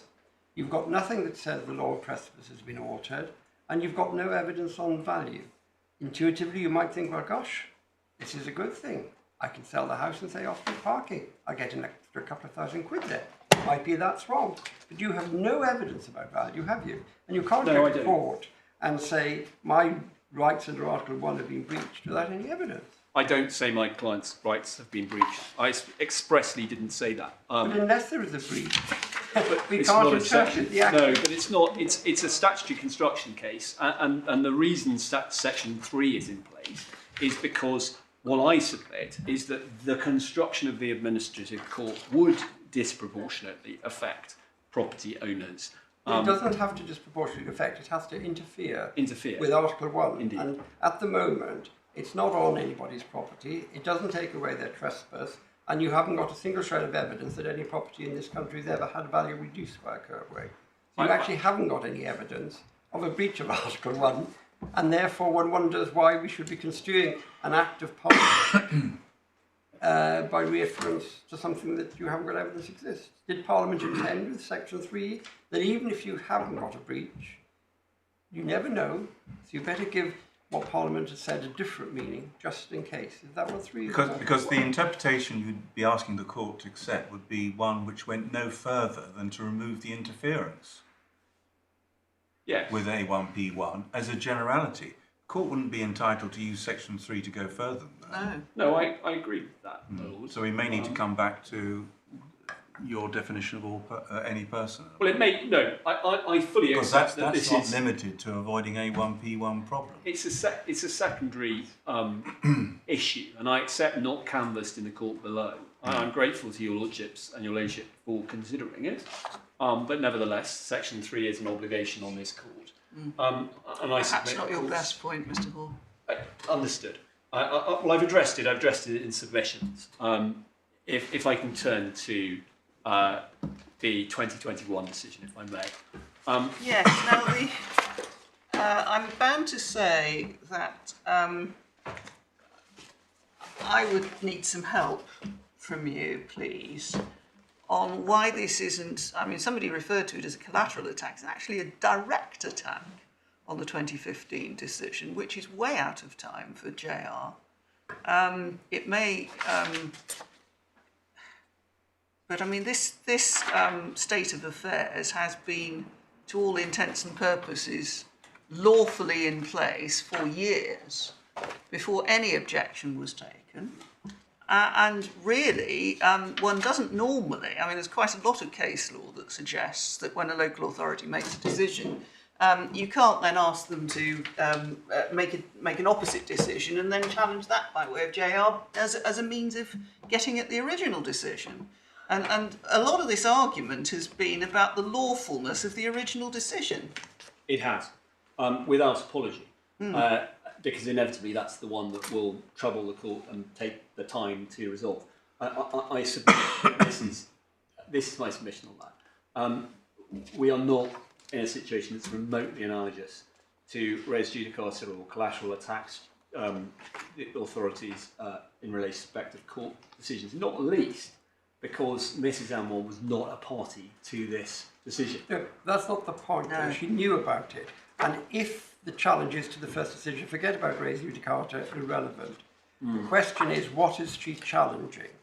And if the reality of the challenge is to the decision to do the works, or the doing of the works, if that's the reality, that's what she should have challenged. And complaining years later, the case against you will be put that they shouldn't have done that, isn't enough. It's a lawful decision unless its illegality is established in accordance with the procedure by a challenge brought within time. And if that hasn't happened, the chief executive or whoever was the complaints person wouldn't have been ruling on legality. It would have been a lawful decision. It's presumed to be lawful. Well, the point is that when the council decided it, they presumed that the 2015 decision was lawful. No, If they don't presume. It is It is lawful. lawful. Until it's set aside by a proper challenge in a properly constituted court or tribunal, it is a lawful decision. yes, but if that was based upon a misconception of the law, as it inevitably it would have been, if my submissions on the 2015 Well, still no, are right. because that's never been tested by a challenge to this decision. The 2015 decision. The point my lord is making is that when you're dealing with a decision that's made in public law, there is a prescribed means of challenging that public law decision, and there are time limits that are set for that. I understand. As soon as possible, practicable, and in any event within 3 months.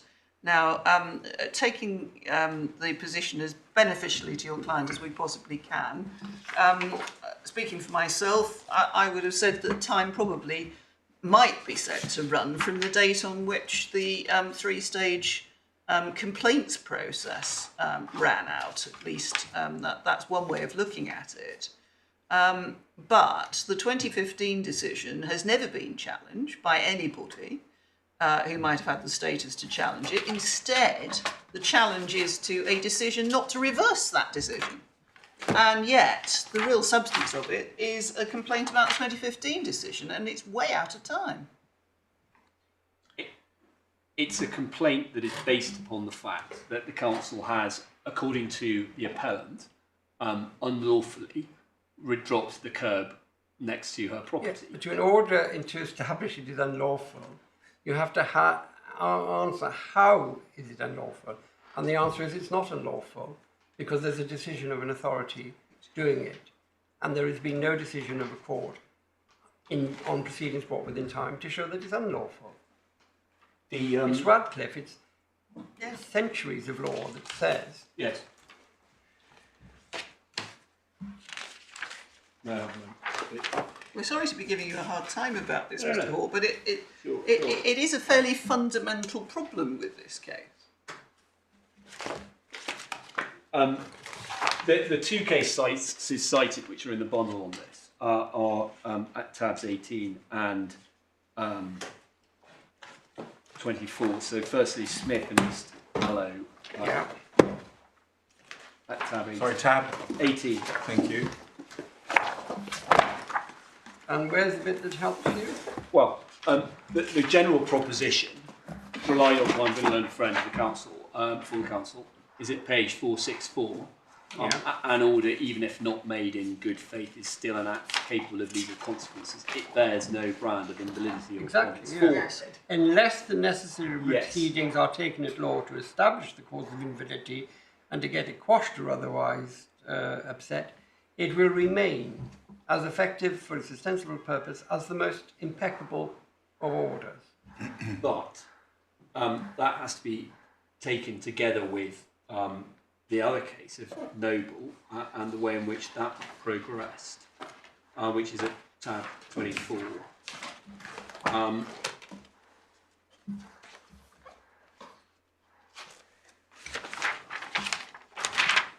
And how does Noble help? Well,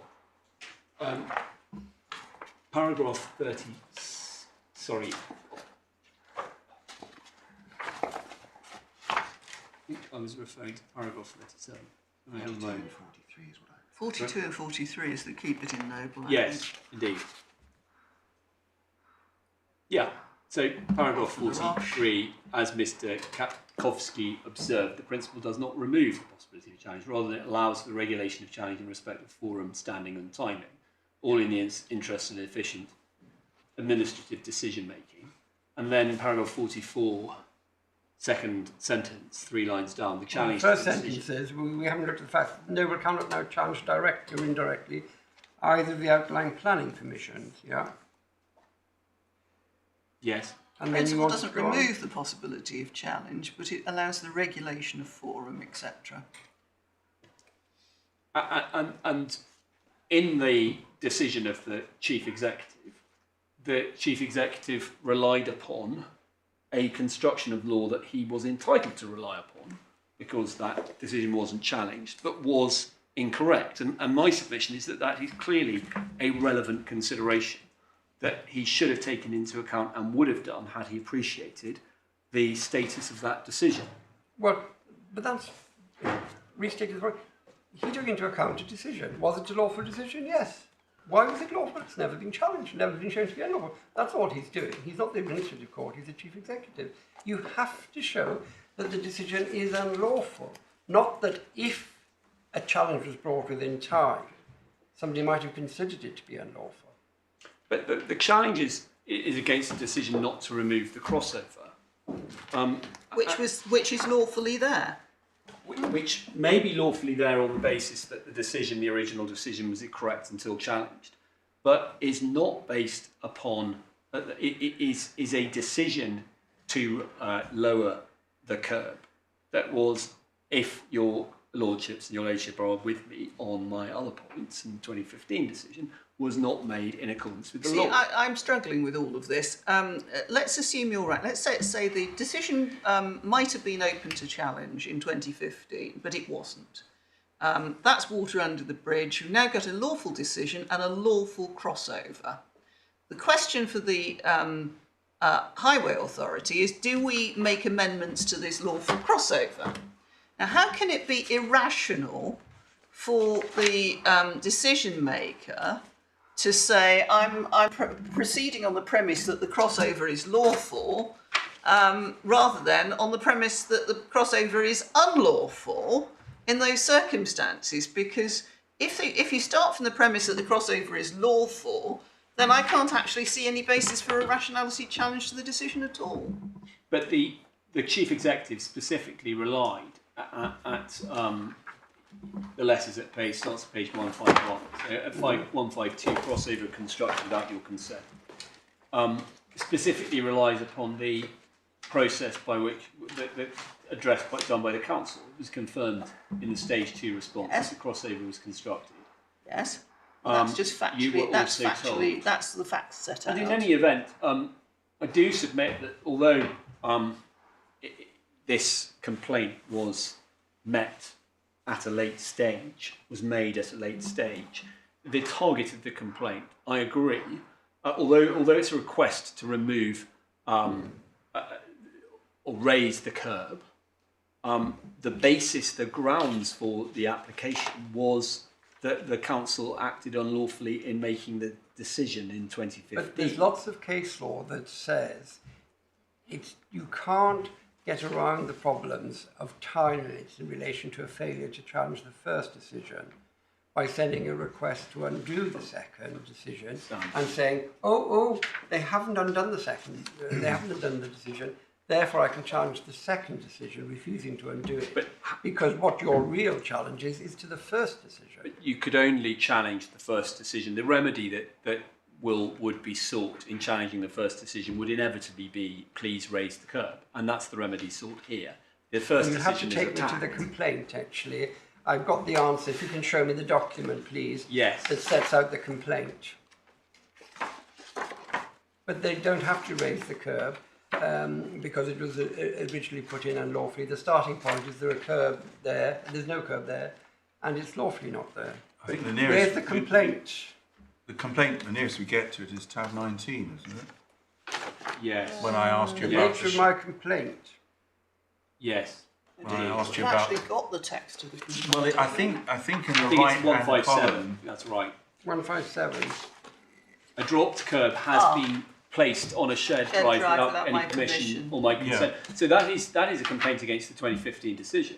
So where is this? Page 158. 158. So I accept that it's out of it's a long time before. I accept. What's the date of this complaint? March 2020, I think. May I beg 2nd, pardon? May 2020. 2020. May 2020. Yes, I take the time point, but the complaint is a complaint against the first decision. So it's been 5 characterised, years later. including by me, as two decisions. And it's true that there are two decisions, but the decision by the chief executive is in response to a complaint to give a remedy on the grounds that the 2015 decision was unlawful, and therefore it is an attack on the first decision, albeit, I agree, not necessarily. No, it's more like 4, my lady. I accept a long time more than 3 months later, and there wasn't a judicial review of that initial decision. But Lord Justice Coulson gave permission in this case, aware. In fact, I appreciate that your lordships and your ladyship are making the decision, but when With when he gave hesitation. indeed, with hesitation, but he gave permission on the basis that the lawfulness of the 2015 decision was of great importance, and that must be. The construction of the statute was really important, he Yeah. said. Potentially.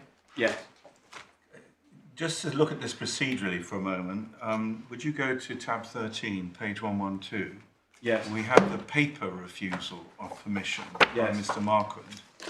And at paragraph 3, he says in summary, a number of the challenges relate to the 2015 decision. And he goes on to say, this is substantially out of time. Yes. And then he goes on in paragraph 4 to deal with 2021. So he flagged up the time issue, and it was one of the reasons he gave for refusing permission before he looked at the merits. But when we turn to the decision of Her Honour Judge Robinson at the oral renewal, Tab 12. thank you very much. She gave permission confined to ground 6A in the skeleton for the renewal hearing, which I think we don't actually have, but well, except she does helpfully set it out, doesn't she? Yes, At the top top page page 111. the decision of the chief executive. So, because sometimes it is said on the authorities that if permission is granted without time being reserved as an issue for the substantive hearing to consider, then it's taken to have, you can't take a subsequent objection or lack of promptitude, for example. But in fact, what she's done is not give permission to challenge the original decision.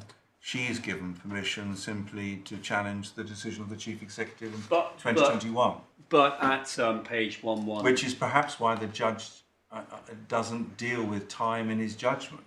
I think I may be wrong. But she does say the decision of the Chief Executive not to remove the crossover was unlawful because he had no adequate regard to a relevant consideration, namely the crossover had been unlawfully constructed. Which the short answer is, it wasn't a relevant consideration because it was lawfully constructed in the first place. Although that doesn't appear to be Lord Justice Coulson's view, although of course he's only the Lord Justice of Appeal who gave permission, and your lordships and your but it's permission against a decision of the High Court, where this court has a reviewing function. Yes, of course, but also it's right to say that the learned judge in the administrative court did not consider the alternative, so he did not rule on whether or not if the 2015 decision was unlawful. The 2021 decision was too. Well, if he didn't rule on it, don't we have to rule on it? Yes. Because if you were right, in the sense that if you'd finally got a case off the ground in the judicial review proceedings and you won, it wasn't Ealing, it was Haringey, what would have been the answer in this case? Sorry, I don't follow. What wasn't dealing with was Haringey. We're assuming that at some... I just picked a council at random. I see. Assuming you can establish against some council, you Yeah. finally get a judicial review, you're finally within time, you finally persuade a judge that you're right. Yeah. And section 184.11 means what you say it means. Yeah. Then you want to come back to this case and say, right, can't challenge the decision to put the crossover in 2015, far too late. Can challenge the decision not to take the crossway out. And the question is why? One answer might be it's not needed anymore, the house has fallen down. But what you really want to say in this case is, I want the crossover taken out now because I've won another case and it shouldn't have been there in the first case. And to which, why isn't the answer, well, that's not a relevant consideration. This crossover was never challenged, its lawfulness was never cast in doubt. Its parentage is perfectly proper. Although the appellant did challenge that decision in 2020, admittedly late. And I accept the point about the narrow confines of permission in the administrative court. But nevertheless, my submission that a relevant consideration is the lawfulness of the original act. well, I think what we'll do is we'll give you a chance to mull over that over the short adjournments. Should we say 2 o'clock? Yes. All right,